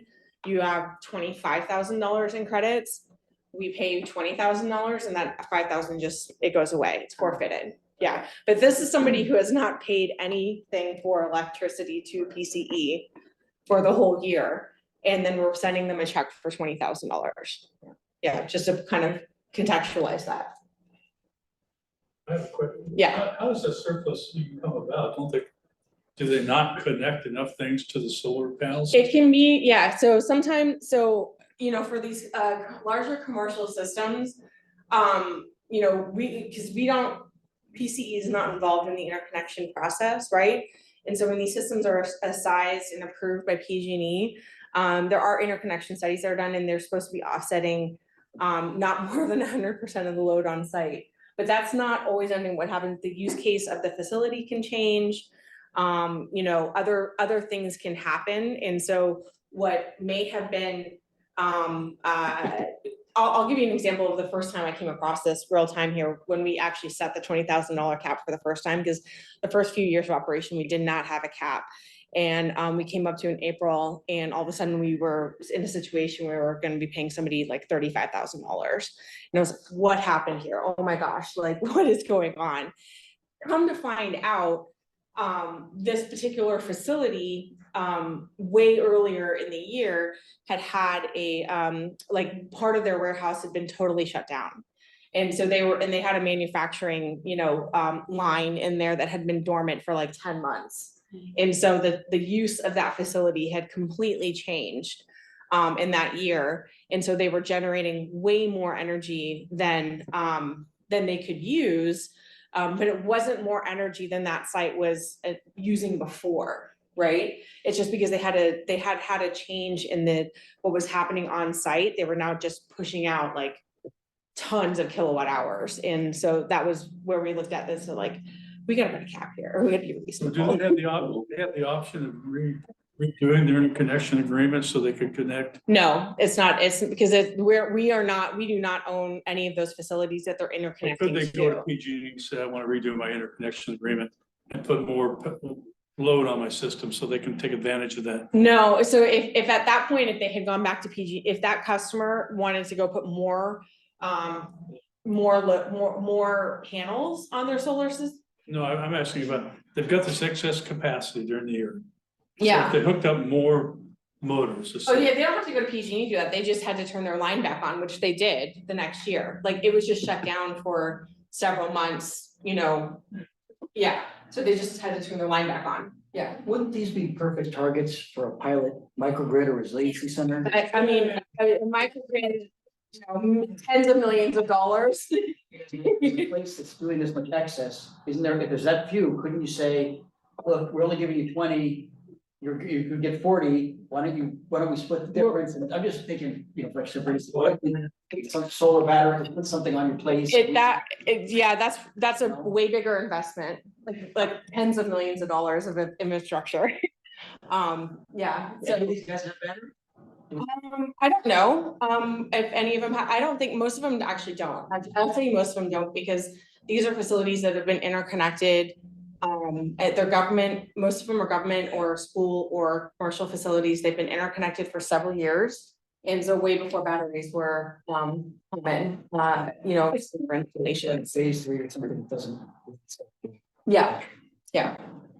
So I was gonna make the exact same comment, and even though we're not necessarily saying we're gonna help them make that big investment, but minimum, we should be targeting those entities for outreach and some kind of encouragement to install batteries or do something. Sure, yeah, I mean, a battery, I'll just be very candid, a battery retrofit right now is still not a viable situation for most systems that have just solar systems installed.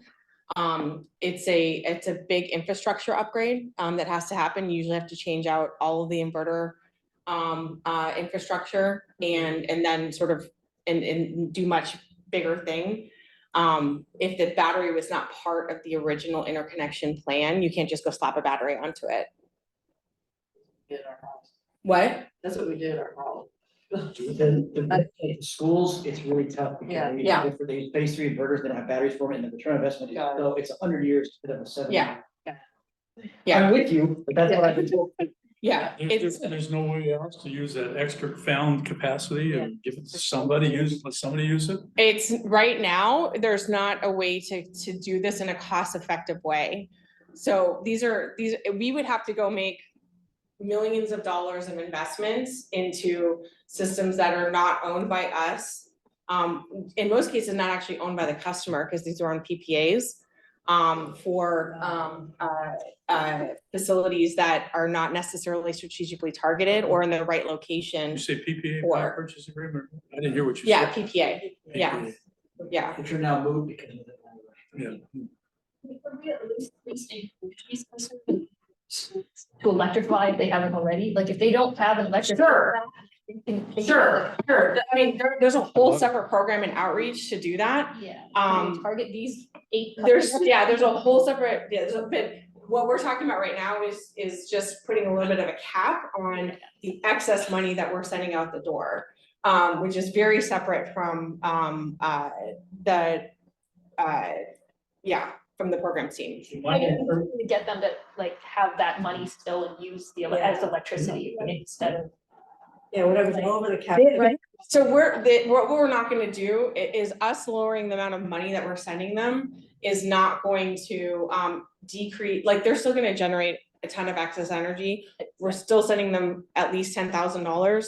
Yeah. I get it, but I'm just saying from their perspective, right, like they're getting 10,000 instead of 20,000, let's say, the max. Yeah. And so could we just have some targeted outreach? It doesn't seem like it costs a lot just to say like, you know, like maybe you need to, can you electrify? You're generating way more than you need. Is there anything else you have on site that uses gas and can you swap it out for electric? Because No, it's gonna save you absolutely. money. You can definitely work with the programs team on that. But yeah, it's a different, different proposition. I don't wanna speak for everybody else, but I think what you're hearing is, we don't have any problem with what you're. Okay. Like, going on and do this. Yeah. To let you. Yeah. Yeah. It's some found power. We love what you're doing.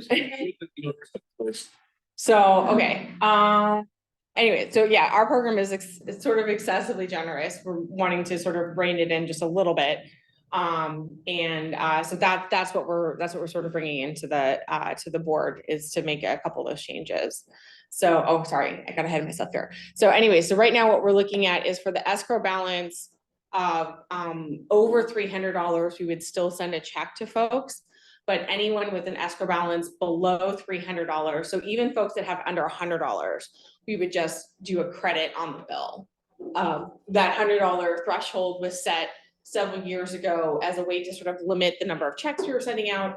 But if we're going to transition to an on-bill credit for folks, we don't need to set sort of a floor of that on-bill credit. We could start, if someone has just $20 on their account, we could just credit it back on their bill right away. They don't have to roll it forward.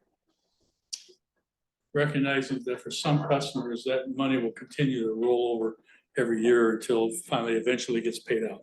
Well, yeah, so that's why we targeted that $300 level, because we felt like that's a good range. When we took this to the exec committee on Monday, they actually were suggested that we have a higher threshold, potentially $500. So we're gonna look at that before we go back to the board and sort of bring both of those options to the board. But the $300 felt like it was a good amount where people would be able to utilize that money on other parts of the bill without necessarily excessively funding, not making a choice for people on how they were going to spend their excess money, right? $300 felt like a good cutoff point. If it's more than that, then we're sort of preemptively deciding for folks how they're going to spend their excess money. They may want to use that if they have $500 or $600 or $700 in credit. They want to spend it on something else that's not their utility bill, right? Yeah. And then lower that cap to $10,000 starting next year. So people would still get up to the $20,000 in this current cash out year. And then we would, starting in April 2025, so this next year, this next sort of accumulation year, that's when the cap would be lowered to $10,000. So we would communicate with folks ahead of time, and we can in that communication and outreach that we do to those folks that are generating excess energy, we can definitely take some measures to encourage them for electrification or something like that, or point them towards our programs team for that as well. And then, we're going to take this next year to sort of evaluate this and see how that looks, and potentially come back to the board to lower the cap again to $5,000 in the following year. But we're not moving to that right away. $5,000 would be much more aligned with our other CCA peers. But we'll start at the $10,000 level.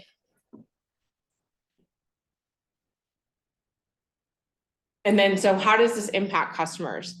For folks that would get a credit on their bill instead of a check, you can see that would be the majority of our customers. So this is taking a snapshot based off of our escrow balances from February. This numbers are gonna change a little bit because that's still 2 months ahead of April, which is the month that we use for the cash out month, but just as a snapshot from February, we have about 6,500 customers right now that if we were to issue these credits right now, would be eligible for credits for or cash out from PCE. Majority of them would go as on-bill credits because they are below that $300 threshold that we proposed, and there would still be a few thousand customers that we would send checks to.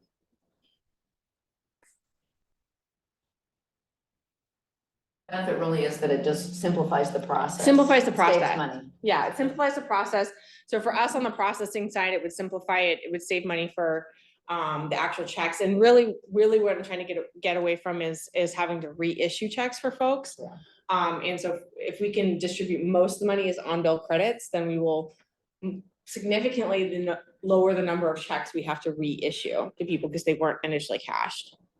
And then this is just a look at you know, what would happen if we, you know, if the $10,000 cap was put in today, we would, you know, there'd be about 5 customers that would be impacted. So right now we have about 5 customers in that $10,000 to $20,000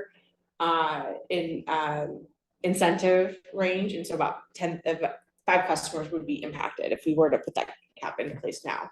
And in that $10,000 to $20,000 bucket has ranged over the years from like 3 to 8 customers. Again, it depends on what the customer performance is throughout the year. And notifications, so we would plan on doing an email to customers to let them know that we've issued them their credit on their bill because they wouldn't otherwise be getting a check in the mail. We'll send a letter to folks who we don't have an email address for, because there are a handful of those folks that we don't have email addresses for, so we send them a letter instead. And then do some direct outreach to the customers that fall into that cap group. Those are larger customers. We have relationships with those folks already. Do some outreach to them to let them know that this policy is going to be changing for the next year. That's it. And when are you taking this to the board? We're planning to take, we took it to the exec committee on Monday, this week. And so the plan is to take it to the board for approval this month. Yeah. Okay. Because next month is April is the month where we do the cash outs. Right. And so we want to have it in place before the next year starts. Yeah. Any other questions? Go ahead.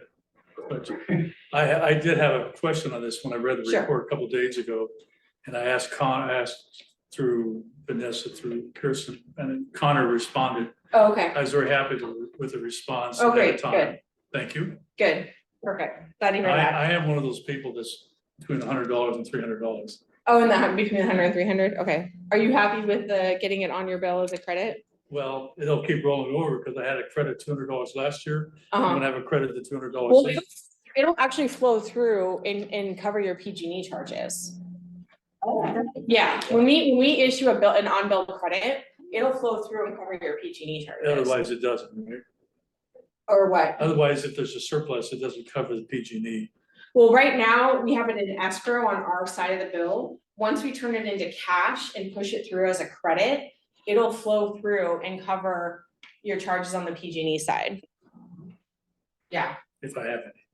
If you're eligible for, a credit. So if you have a $200 credit, you know, right now when we get to April, or you have a $50 credit when we get to April, you have a $289 credit when we get to April. If we turn that into cash, it'll flow through and it'll cover your charges on the PG&E side of the bill. Good. Yeah. Leslie and I have talked about this for years. Yeah. I apologize in advance again, but I'm sure it's because it's too expensive.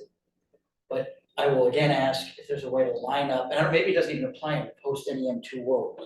But is there any way to line up the NEM metering? Because for me, I have as you know, we have 2 true-ups now every year. Yeah.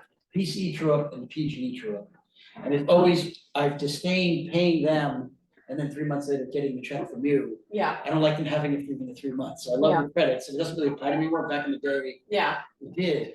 So is there any discussion about lining it up, so once again, the messaging is, for any young customer, your true up is, you know what I'm talking about, your. I know, real I know true-up what you're is- talking about, At the end of the day, it's the same not- result. yeah, it's not actually, so the way that and Connor, did you promote Connor to a presenter? Connor, maybe you can jump in and help with this answer here, because I know there's basically limitations on, Well, I can bother Connor now, and help Connor on this too. well, we.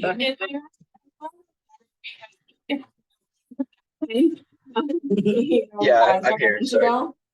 And so, Connor, I know that there are basically limitations on how this whole process works from PG&E, like, we don't, like, Calpine does not actually get, like, does not get the true up, like, files, like, from PG&E in a way where we could give everybody an individual, aligned true up. It would be very, very, very And messy. you have to do 12 different times a year instead of once a year. Yeah, and it would be very, very messy to do that. There potentially is a way to do that at some point in the future, but I'm not actually sure. So We keep will calling. do, I'm not actually sure we will do it, because it still would be a tremendous amount of work, and we would have to change our entire policy around, because we would not be able to. Yeah, Got it. yeah, That's fair. so, but Connor, correct me if I'm wrong, or tell them I'm right. Yeah.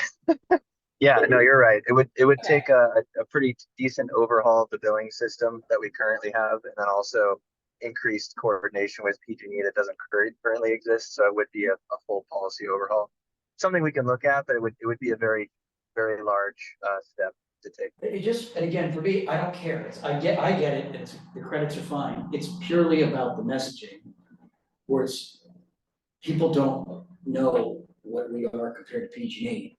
And so if there's any difference, it's just like looking at the bill is intrudable, right? It doesn't make sense, nobody knows what PCA is, and this is another component for solar customers is, if you had solar before, now it wouldn't matter, because everybody's starting anew.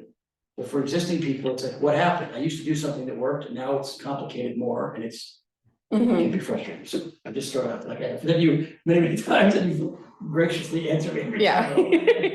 No problem. So to this group, is there any interest in, Oh, we do have a public comment. I'm sorry. That's okay. Before we go, I say, Connor, thank you so much for your email responding to my request. She's still there to hear. Yeah, no problem. Anytime. Right, why don't you let's have our public comment. All right, Leslie, Rick submitted this earlier in your presentation, but he said, Leslie, isn't this NEM 1 or 2 process managed on a meter by meter basis, not a customer by customer basis? Such that a commercial customer could have load on another meter that is different than the meter that is connected to the solar panels.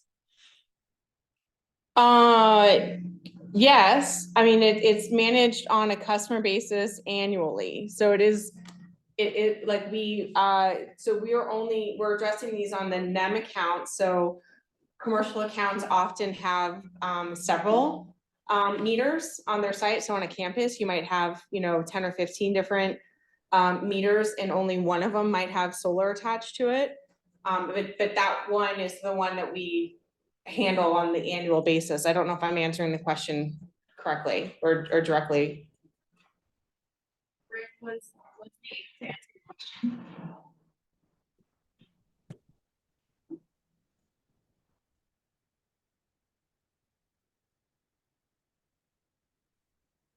What? I feel like gave him information for something. Okay. Rick, do you want to make a comment? No, I think that my comment was pretty much answered. I'm good. Thank you. Right, any other public comments? No, that was it. So what is the sentiment in the room? Do we feel a need to make a recommendation, or as in the last case, do we not?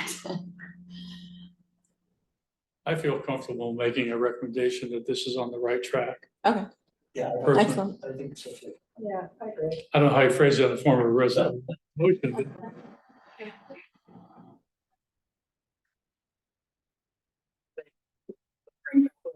Say, can we also add something to it to encourage PCE to work with these? Yes. Excessive generators to encourage them to electrify, add battery storage, or participate in microgrids, or something like that. Yes, Kathleen, okay. I'm taking notes, and actually, Brianna, I can share my screen with the notes, but I'm gonna ask you to repeat that a little bit loudly so I can, Sorry. no worries. I think we're leaning towards a resolution to support staff's recommendations about Changes. the revisions to the cash out. And we would encourage PCE to work with the what we call the excessive solar generators to encourage them to fully electrify their facilities, add battery storage, and or participate in development of microgrids. I'm not sure if I want to limit it to those things, but something to that effect.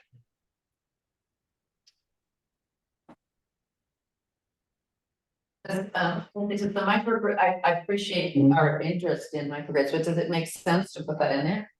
You guys can put it in there. I think that, that those are, I don't think we're gonna, I don't think, you know, the school that in the city offices are necessarily ready to make those investments, but it's fine if you wanna make it, put it in there. I think it puts, Yeah. we as a committee, like these things to be explored, and this is a Yeah. great opportunity to try to do that. Yeah. Yeah, explore the potential for microgrids. Yeah. Better storage. Sure. Maybe it should be and or, but I'm not really expecting anybody to do all three of those things. We can make it one big sentence, right now, the period makes the second sentence in the, yeah. Put an and in there. Yeah, and encourage- the second encourage. sentence. Where was the and going? Before the encourage, top line, beginning the second sentence. Okay, all right. Yeah, and encourage. Now we need the words, the CAC supports staff recommendations in regard to the NEM. Yes. Yes, Yeah. yes. Okay. Right, sure. Yeah. Regarding no changes. Annual cash out policy. Cash out policy. All right, short and sweet. How's this? We call it the NEM annual, and then they have cash out as two words, if that helps. So, Oh, and so we need the word annual before cash out? yeah. so- Yeah, okay, It should. okay. They capitalized all of those words, this is the policy. But thanks for doing this version. I second Kathleen's motion. She didn't make. I move. I heard her make it. All right, good. Mark, what do you? No, I think you might want to put the word encourage in front of the excessive or excess solar generators. Yes. That you're not encouraging PCEs Yes. to fully electrify. Oh. Yeah, so, I see. Even though, Leslie said that there is a group of staff that have relationships with them. and- No, but I'm saying, that you would ask PCE to work with To encourage the solar. excessive, to encourage. the Oh, solar. okay, okay. I think you're seeking to encourage the solar. Mark is Oh, I see. That's good.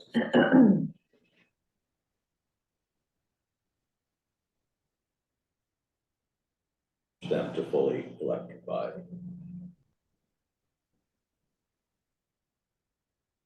Yeah. How about just, and ask PCE to encourage. Yeah. Excessive solar. Here we go. And encourage the excessive to fully electrify. All right, how's that? Yeah. Yeah, Yes. Yes. Yes, I second that. that works. We can do that. Nice craftsmanship. All right. Roll call vote here. Daniel Barrow, Aye. Stephen Booker, Come back to him. Kathleen Duckworth. Aye. Melee, so sorry. Aye. Olivia Huizar. Gail Lee. Margaret Lee.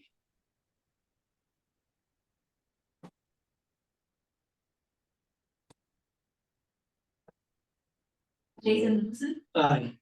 Cheryl Shaw. Aye. Sorry. Yes. Thank you.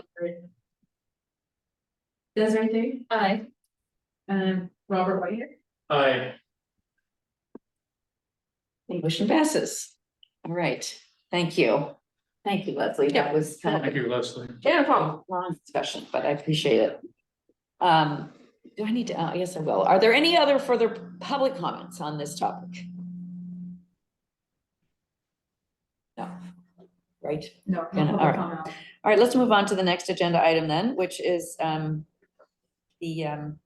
participation in spring community outreach.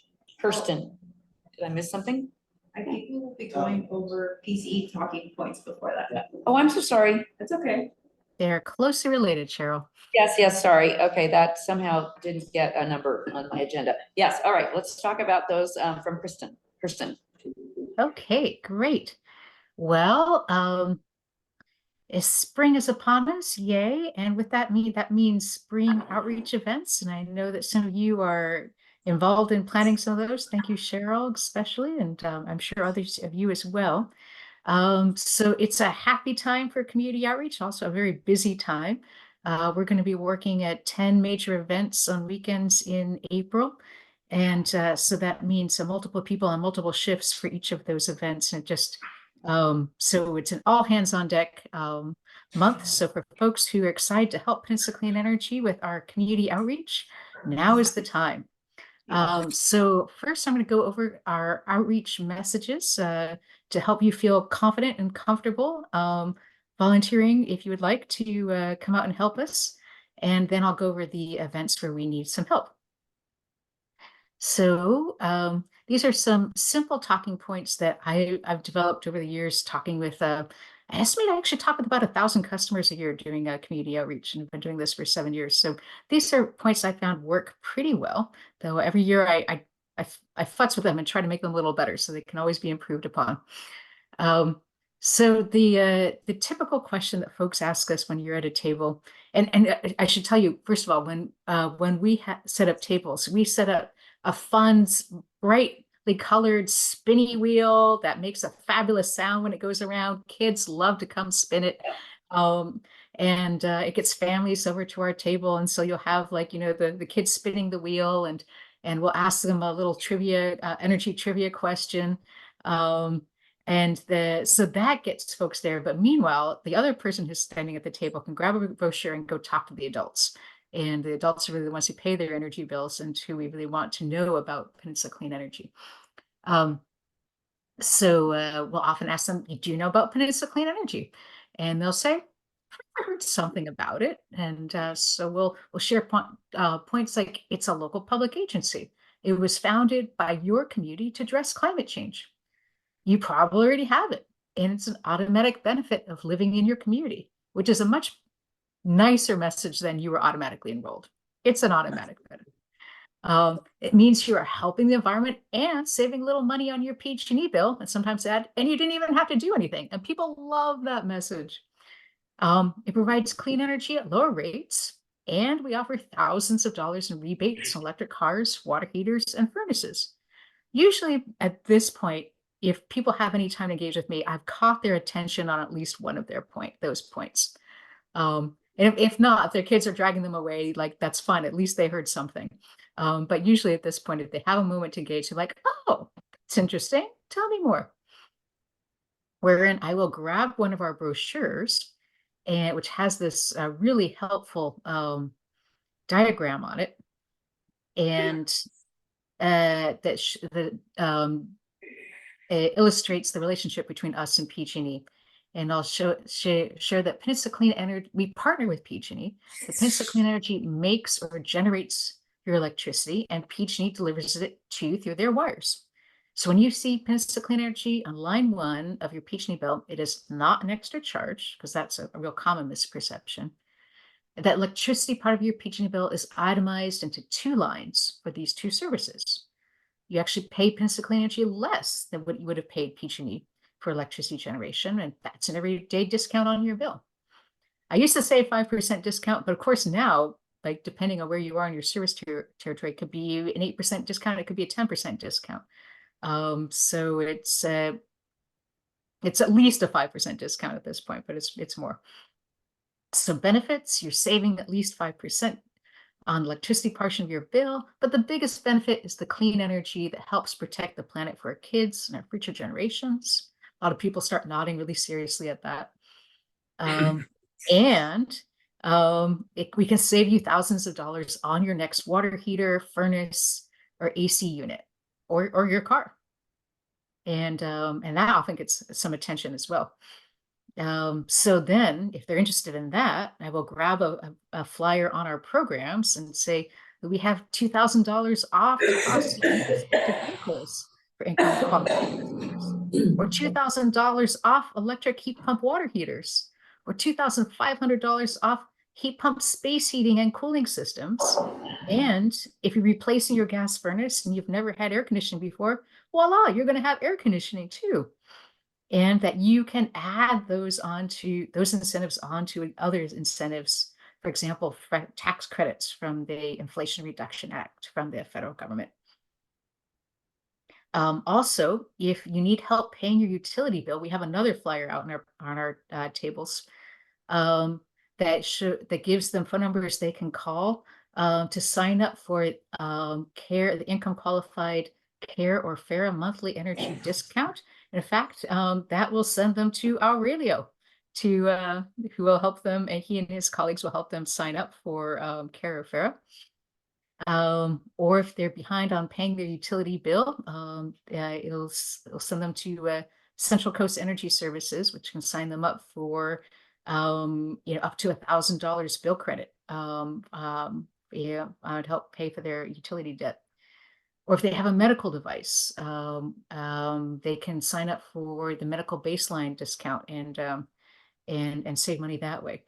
So we have all of these discounts on a page on our website, the lower your bill. And usually this is all you need for a conversation with a customer. This is actually often more than you need for a conversation with a customer. They tend to be pretty quick conversations. But if you get into deeper waters and somebody asks a question that you don't know the answer to, my favorite technique is to pull out my cell phone and say, that's a great question. And if you don't mind giving me your email, I can send an email to our customer care staff right now and include you on it, and they can just email you the answer directly. And so I'll start drafting an email from my work account, but it can be from your account, to the customer and to info@pencleanenergy.com. And so within 24 hours or so, Leslie's team will have a look at that email and we'll write back with a good answer. And so it gets you off the hook for getting back to that customer, but the customer will still get a good answer in a timely manner. So that's a nice, easy way for folks to get answers. Any questions, thoughts, or suggestions on these talking points? I love that solution that you just mentioned, Kirsten. That's great because it's usually those things never take place. The person never gets their answer, so that's wonderful. Yeah, and if you do it right then I don't forget. I used to write their answers down and like I said, I never followed up. So if I just email them right then and CC the info then I know that their answer is going to get, the question is going to get answered.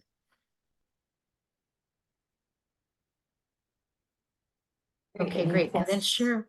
Oh, any other thoughts or questions or suggestions? Therefore, then it be, you need to add reach program, because now it's working too. Oh gosh, reach- I didn't hear that. The REACH program he's Not mentioning. for, let it be, Oh, reach. Oh gosh. reach program, reach assistant. What's the reach program? I'm not familiar with it. Same to hit, but everything is online.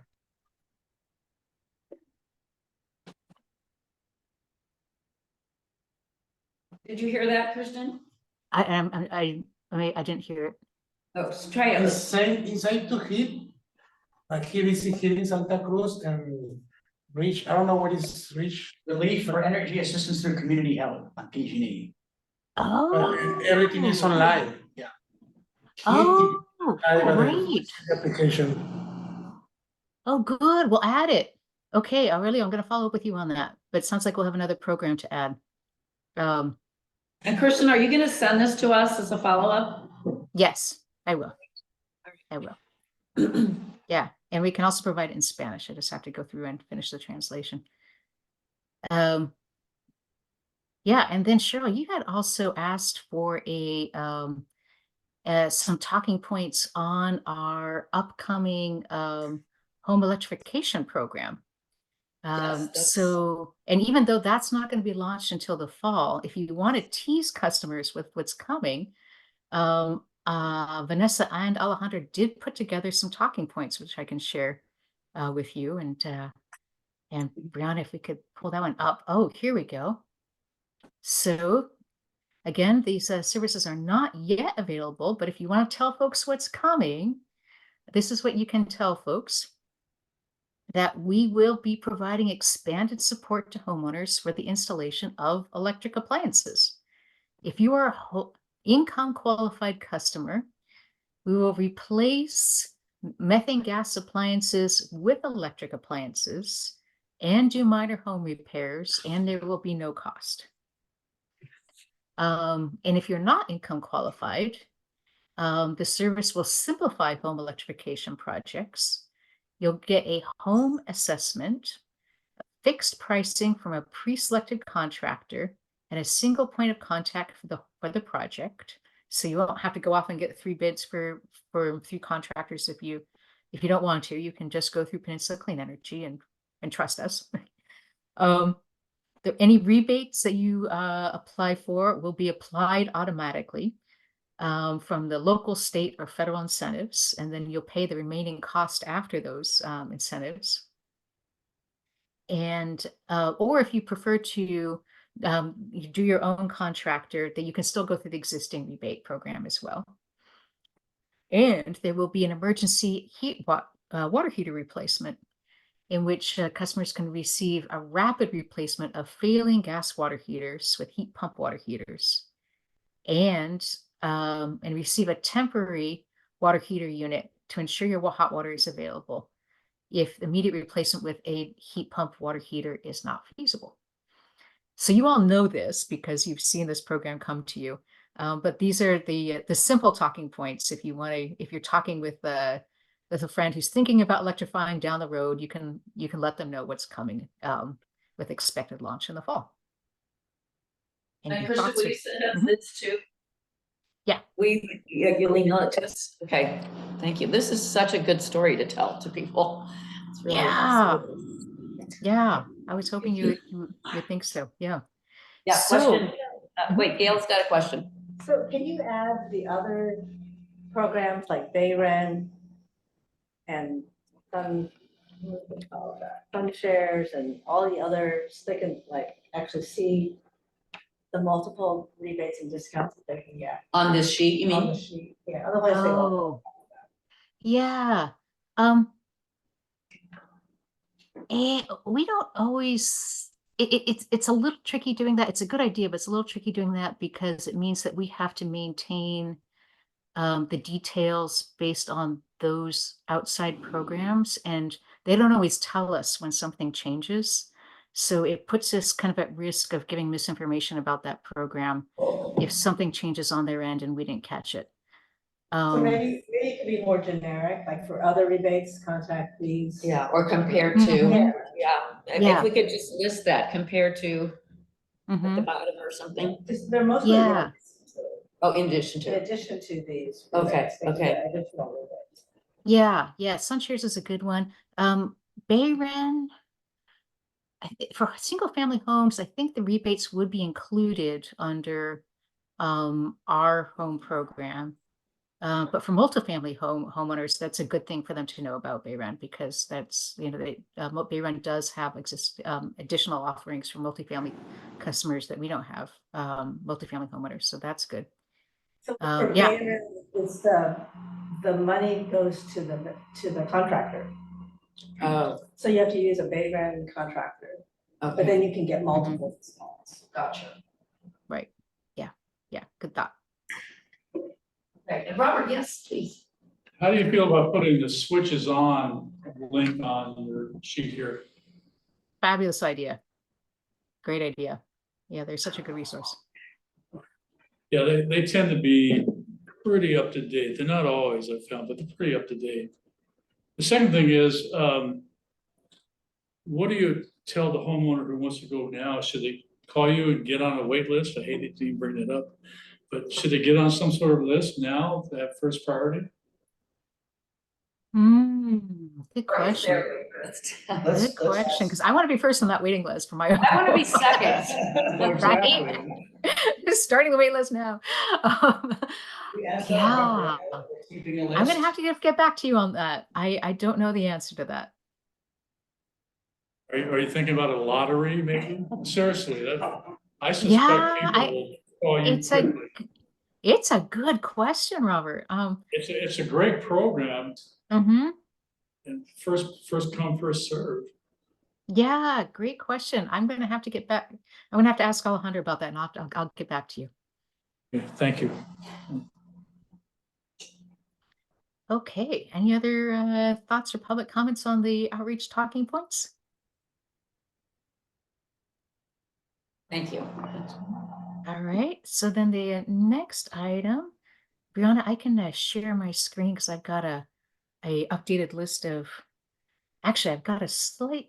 Oh no, this is okay. Fabulous. This is correct. Wonderful. Okay, good. So we are doing a bunch of events, as I mentioned, and we have a few shifts that we could still use help with. We've been shaking the trees. We've been asking all our staff people to sign up. We actually hired another additional community outreach staffer to help with all our in-person events. And there's still a few shifts that we need help with. So if any of you are feeling like it'd be fun to get out and talk to our customers and help out PCE, actually, it is really fun. Very fun. Very fun. Oh yeah. Oh yeah. And Cheryl's got a poster there for the Love Your Earth festival. And I have to say Cheryl and her colleagues put on a fantastic event. It's going to be held in East Palo Alto this year on April 13th. It's a Saturday. And so we are looking for another person to help us out from the first shift. That's 9 a.m. to noon. Or that Sunday, South San Francisco is doing an Earth Day. So if that's closer to you, we're looking to fill both a early afternoon and a later afternoon shift. Or on the 20th, San Mateo is doing an Earth Day. And so we're looking for someone to help us out there too. Does anyone happen to, what was that? I'm volunteering. You tell me where is it? I'll have to get back to you on that, but thank you, Robert. We've got Robert for San Mateo. Me too. And Kathleen. All right. I can walk to that one if it's close. Oh, yeah. Yay. Robert, Melee's thank you. gonna do the Love Our Earth Festival. Yeah. Are those posted yet, Kristen, somewhere? The Different dates? the San Mateo one. San Mateo one. I don't know if they've posted it yet, but I can. They've certainly shared the details with us. So I can get those to you. Are you doing that? Who is doing that? San Mateo one. Oh, who's planning it? Oh, we're not planning any of these. We generally get invited to Earth Day events.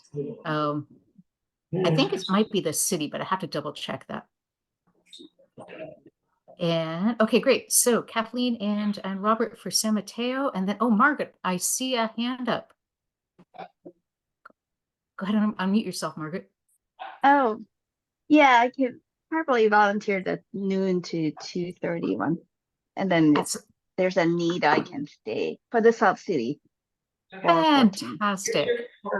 And use your Spanish. Perfect. I'll just put them under. Oh, thank you so much, Margaret. And I had such a great time working with you last year in San Bruno. So I know you do a good job. And wonderful. Anyone for East Palo Alto Love Our Roof Festival?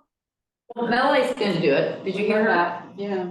Melee's Who was gonna that? do that. Oh, Melee, wonderful. Thank you, Melee. And she took 8 Fantastic. signs to put up. I'm just loving it. Wonderful. All right. Well, thank you so much, all. And I'll send these dates out to you also. So if you just need a little more time to check your calendar and get back to us, that's fine too. But so appreciate your coming out to help us. I just found it Saturday, April 20th in the main library courtyard. Right. Okay. And it is the city that's putting it on, or the library? It's on the city website. Okay. Yeah, I thought it was the city. Great. Are you working this one, Cheryl? Yeah. Every day, right? I'm gonna help you. It has a different title. Ah, okay. I don't know. All right. Thanks, everyone.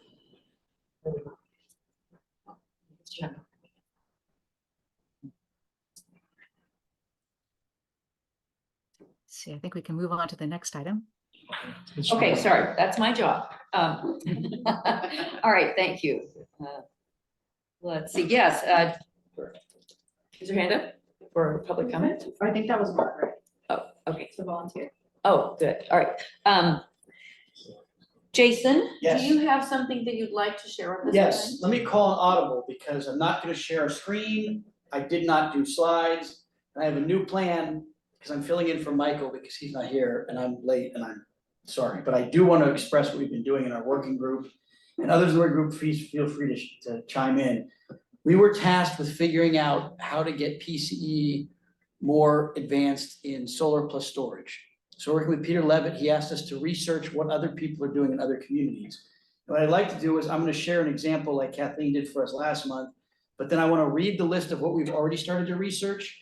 And then I want you guys to do some homework and see if there's a community you visited or have a family member in or heard about that I don't mention on this list that you think we should research as well. Because the fascinating thing we found is that we thought we were so great and we are, but there's a lot of other communities doing novel and idiosyncratic things in this space to do distributed energy resources work through solar plus storage or similar programs.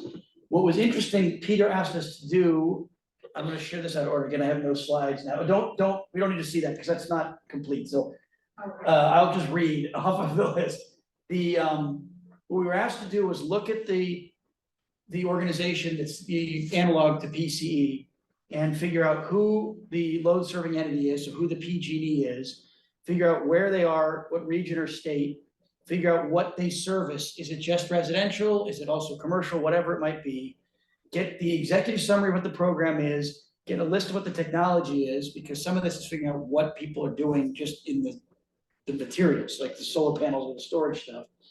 Figure out what the benefits were to the customers, the benefits were to the PCE analog, what the models were, how the funding works, and then get all the documents. The end result of this is to prepare a report that will help PCE just hopefully take not just the ideas potentially, but also the enabling language from board resolutions or the technology or the partnerships they've made with different industry players or whoever, and come up with recommendations to then develop that here to be state of the art based on what we've researched. So our group, I think we originally started with like 10 of these. Let me read you where we're at now and what we've already looked at. So there's 2 different Green Mountain Power programs from Vermont, Silicon Valley Power from here, Sacramento, the SMUD, Sacramento Municipal Utility District, Holy Cross Energy in Colorado, the National Grid Group in Massachusetts, the Clean Power Alliance in California, which is in Ventura, Hawaii Electric Company, which I'll share anecdotally on at the end here, Silicon Valley Clean Energy, our neighbor, Blue Lake Rancheria Microgrid in California, Sonoma Clean Power in California, Marine Clean Energy in California, East Bay, it used to be East Bay, was now called Ava Energy, AVA, as of a few months ago in East Bay, the city of Palo Alto, the Redwood Coast Energy Authority here, Chelsea and Boston Chinatown Microgrids, Outer Cape Battery Energy Storage System in Massachusetts as well, Long Island Power Authority in New York, Duke Energy in North Carolina, Brunswick Electric membership in North Carolina, a bigger look at CAISO stuff in California, New York State Department of Energy Research Development Authority in New York, Duke Energy, North Carolina, another group in North Carolina, Tucson Electric Power, Unisource in Arizona, and another group in Puerto Rico. So we have a lot, and most of this, I want to give credit, Kathleen and Michael have done like 90% of those. I did 2 of those, but there are a lot, and Gail is also doing it, Mike and Daniel's also doing it. But I wanted you guys to know, if you have something you've heard of, send it to Vanessa. And then, or Kirsten, and they can send it to us if there's something you've heard of previously that we could look at. Because what we've tried to do is then put together a grid to compare the programs and then actually get the enabling stuff for PCE to take on some of these projects. And I'll just share quickly, and anybody else who wants to, although everybody I already know is not ready to do this today, but I'll just give you an example from Hawaii. They had a program that already oversubscribed to get 40 megawatts of solar that they started back in 20. And again, it's Hawaii, so they got a lot of sun.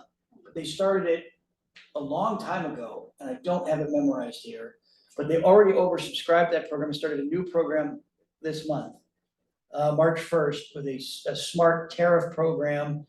But they've done a million things to generate electricity by putting not just the money to get people solar and storage on their homes, but also the incentive that's ongoing. So they had both the upfront cost reduction and an ongoing bill credit for being part of this that isn't necessarily forever, but it's indefinite at this time. And it worked. They got a ton of people to do it across the 5 islands and in there's different local ways they do it, but they did pull this off several years ago.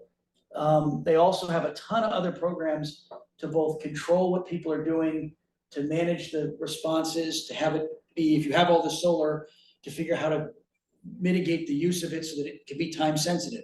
I don't have the data on how successful it was. I just know that they went all in on this program and it was very subscribed to.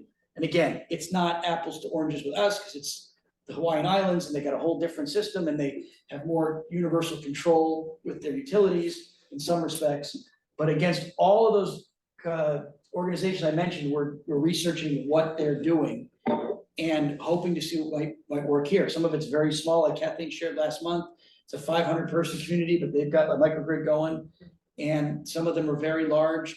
Some are seemingly not as successful, but then at least we see how they did. And that's not the right word. They're not successful, but they're maybe not as ambitious, but they're in the space and trying something about load shifting or about storage. And so I think our main request right now, anybody else that wants to share, I won't put you on the spot. But our main request would be that any of you that have heard of a place, even if it's on that list, you heard, oh, I heard they're doing this interesting program, or I heard they found funding in this way, or I heard they were doing a microgrid, or whatever it is, share that with us so we can research it too, or maybe give it back to you to research without violating the working group thing through Vanessa or Kirsten, and then we can take that back to Peter. Our hope is to get it back to him in the next month or two, so that then we can propose things to the greater organization in this space, because this is I think this, and correct me if I'm wrong, anybody on staff or otherwise, this is where PCE is gonna try and hit the time sensitive goals by figuring out how to incentivize the storage, which is the main tool to try and figure out how to get to those goals, I think, right now, right? So, okay, does anybody in the group wanna share anything? Again, I did not give anybody enough warning in how we're doing this, but if they'd like to, please do so. I would just add, I think one of the challenges is some of the programs we've found are run by the utilities that, like would be the equivalent of PG&E here. They own all the infrastructure. And so it may not be something that PCE could directly adopt, but we're also finding things where it was initiated by a community where they are setting up microgrids to serve maybe certain neighborhoods or to serve a like a community hub for emergency situations, that sort of thing. So there's a wide range of models and we're interested in exploring them all.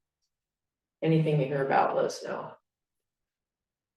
And they're very different. One of the neat things is it's a completely eclectic group of programs, and that's fascinating too, because there's things we never thought of that we find in here too, so. Yeah, some of them are like physical actual microgrids, they got, utility size batteries and that sort of thing, and then we're also finding virtual power plants where it's, individual homeowners who have batteries and they're selling back or they're providing their excess energy back to the community, the utilities.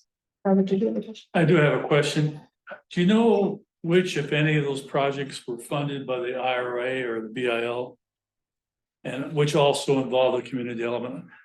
I'm trying to fulfill another need I have for a Yeah. speaker.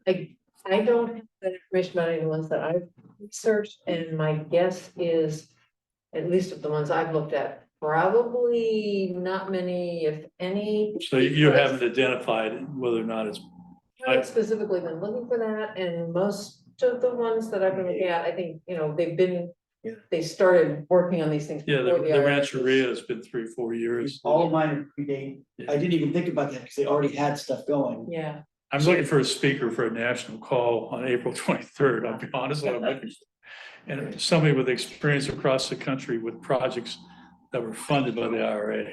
Yeah, I think. most One of year, these- 1 year after this has been 1 year after it actually kicked in.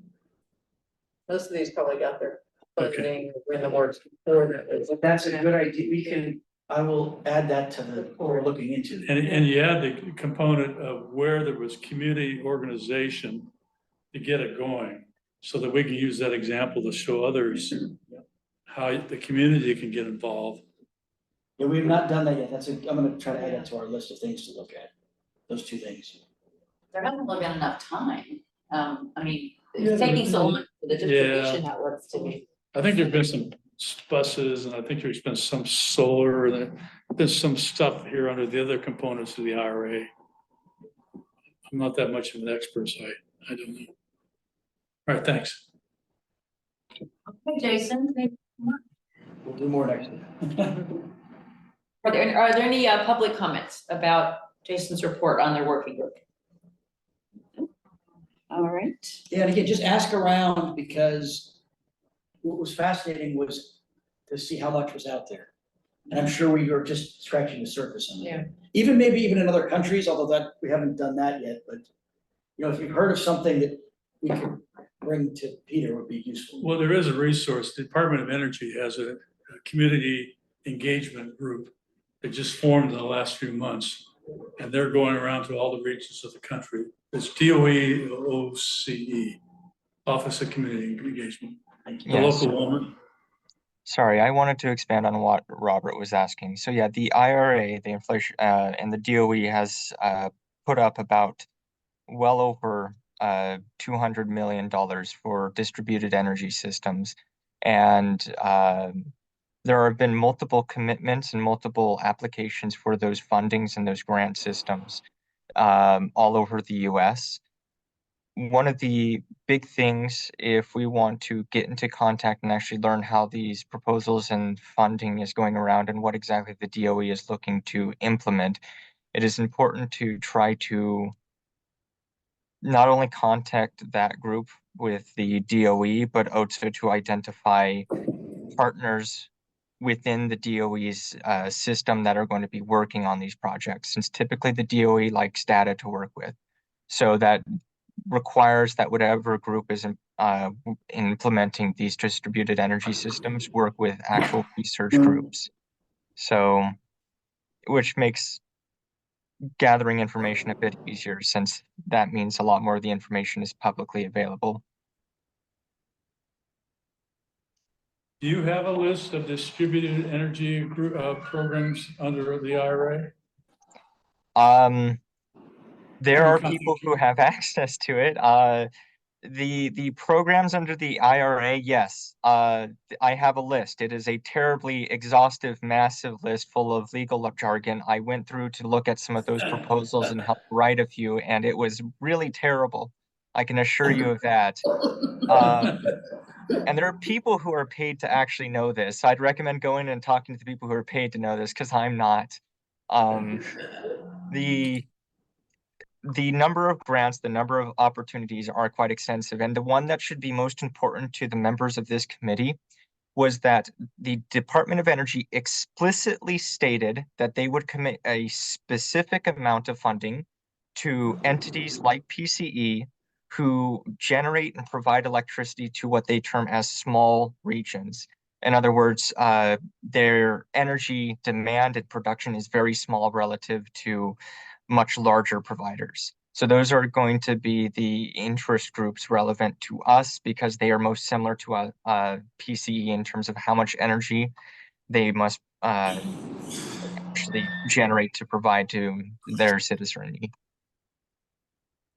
Number two, you were asking about the full breadth of students that were funded by the IRA, or are you asking specifically about community distributed energy programs? All the above. But there are so many departments, the agriculture department, the energy department, they all have IRA funding. Trying to track down one out of the 3,000 projects Yeah. is difficult. I'm getting off track here for this group, so I'll just Yeah, I stop. think rewiring. So I gave a few of those projects that were specifically for PCE to Raphael and those who are interested, so they may have a better idea. So it might be a good idea to ask Raphael if he's aware of anything. Okay, thank you. Thanks, Daniel. All right, are there any public comments? No public comments, all right. Now we'll take any working group reports from anybody else that would like to share something. So or I just wanted to jump in. I wasn't sure if this is Peter from Peninsula Clean Energy. I wasn't sure if it was appropriate for me to talk prior to or after public comment, but going back to the prior topic. So first of all, thank you to everybody involved in the working group. The list of programs and load serving entities and utilities that you folks just rattled off is exhaustive, and I understand how deep you're going in each program. So kudos, massive kudos. The only other one that I wanted to tack on is what's going on in Puerto Rico is quite interesting right now. They're really trying to rebuild their grid without as much investment in lines and wires, or poles and wires rather. So I know that they're working on virtual power plant programs and we are interested in studying them. I would encourage folks to steer away from other international programs though. Thank you. They're just going to be harder to find. It's going to be harder to find ones that are directly applicable due to various regulation differences in the United States. So yeah, just let me just pause there, see if there's any reactions. But overall, I just wanted to jump in and provide, word of support and also let you folks know that I'm here as well to bounce program ideas off of. Reaction is Puerto Rico is international. Right. Thank you, Candice. And Michael's looking at them right now, then, too. It's on our list, I think. But thank you for keeping it down for us so we don't go. Yeah, it's all right. I just thought of that in that moment. We haven't done anything on it. Thank you, Peter. Any other working group reports that folks would like to share? I guess I could talk about building electrification group. With the last meeting, we spent quite a bit of time talking. We spent quite a bit of time talking about reach codes, and I'm happy to report that PC or somebody has now posted the air quality approach model ordinance on the Bay Area Reach Code site. I would like to at some point get a comparison between that and the energy performance approach model ordinance, which I obviously don't understand.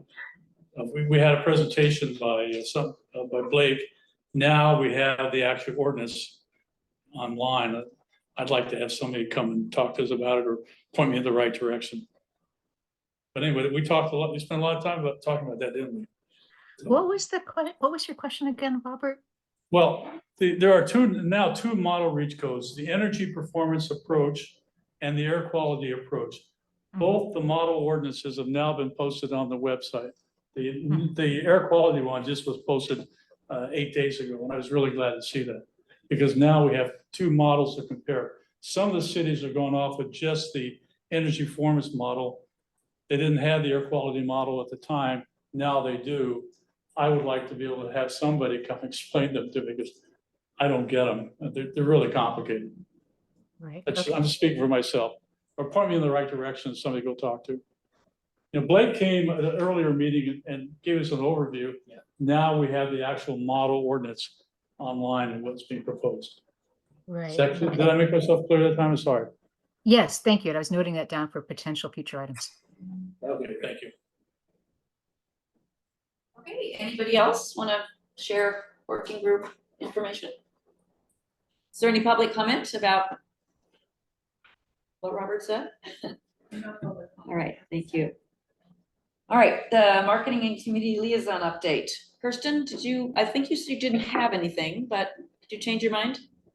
No, I already did it. So. All right, good. okay, great. You did that. All right, are there any committee members' reports? Just anything people would like to share to this group? We should do upcoming topics. Oh, yes, we should do So that. real quickly, on April 2nd, we're going to have a workshop at the San Mateo Library on building electrification. And it's being sponsored by money from PCE, and hope everybody can come. What time? 6 o'clock.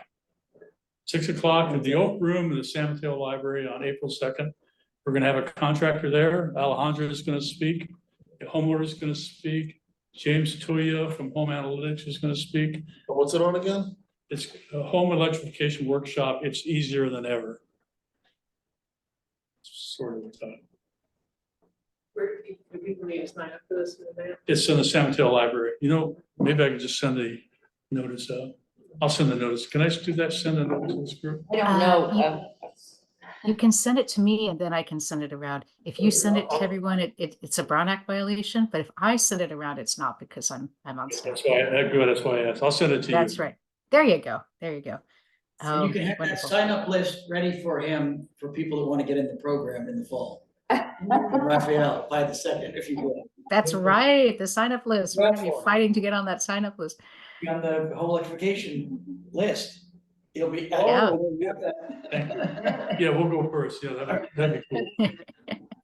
And thank you, Robert, for your role in putting that together. My agenda was sort of run together and not all of the agenda items are the numbered on the left, so I'm sorry. Let's talk about upcoming topics for discussion. Right. So coming up at the board meeting in March is the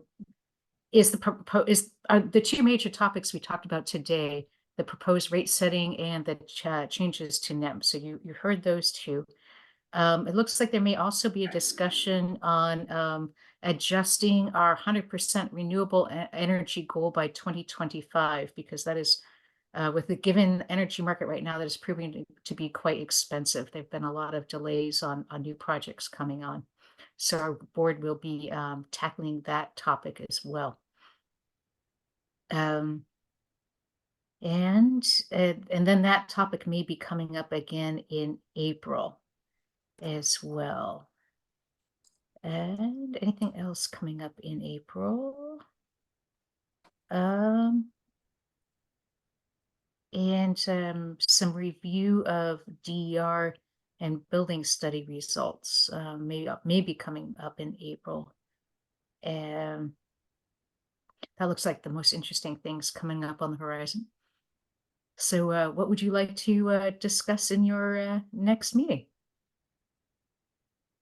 I have Robert's idea of doing a deeper dive into the model reach codes now that they're posted, and really understanding the difference between them, especially for, some of you are in active education mode with your city councils, and might want to understand those better. When are our working groups terminating? Is it June? When do we do our reports? Oh, yeah, thank you. I believe it's May. Oh, that's coming up. It's April. Oh gosh, yeah. So your working group should be, thank you for the reminder. Your working group should be wrapping things up. Wait, they're due in April? I think so. I'm actually gonna go to the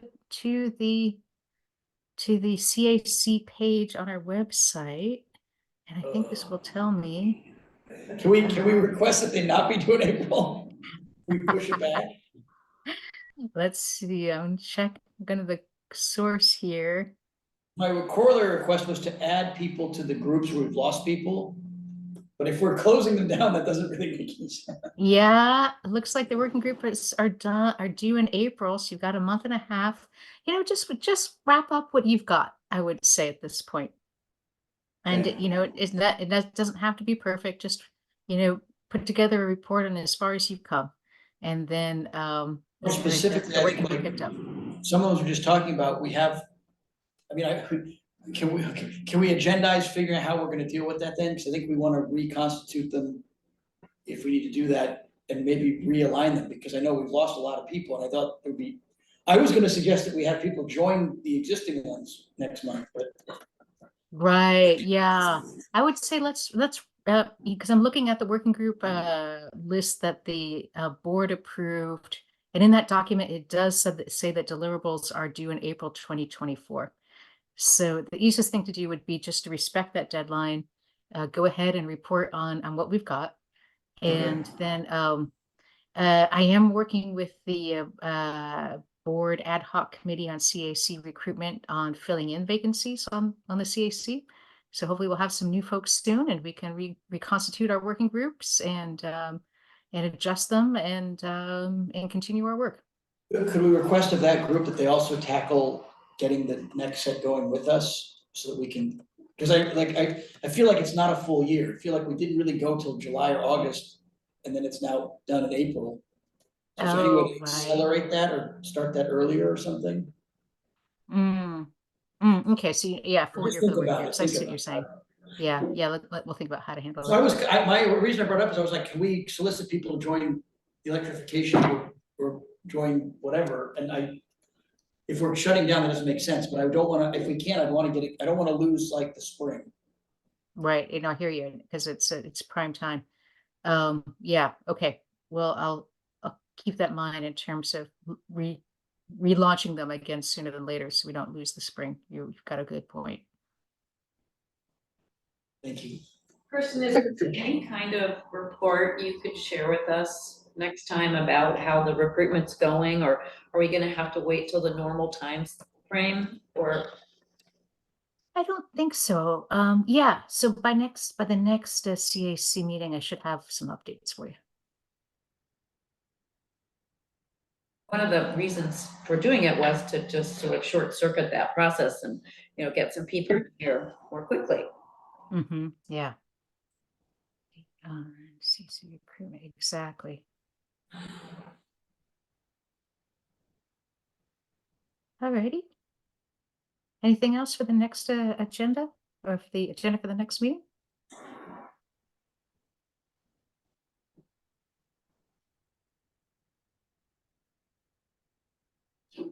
It sounds like we could have a good discussion on the next round of working groups at the next meeting. Yes. We could pitch them. Do we get to pitch those, or does the board, or how do we originate those ideas? It's an iterative process, I would say. I asked the staff what they would like help with, and then you all generally come up with some ideas, and I run them by staff, and then we kind of iterate and see where it lands. Okay, so yeah, it does sound like that would be a good agenda item.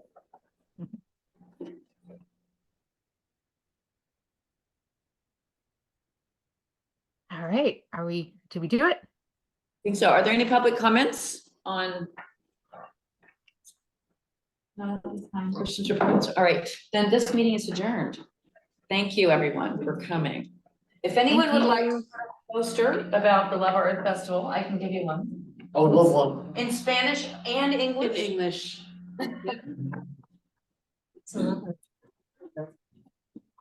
No, I'm gonna do it.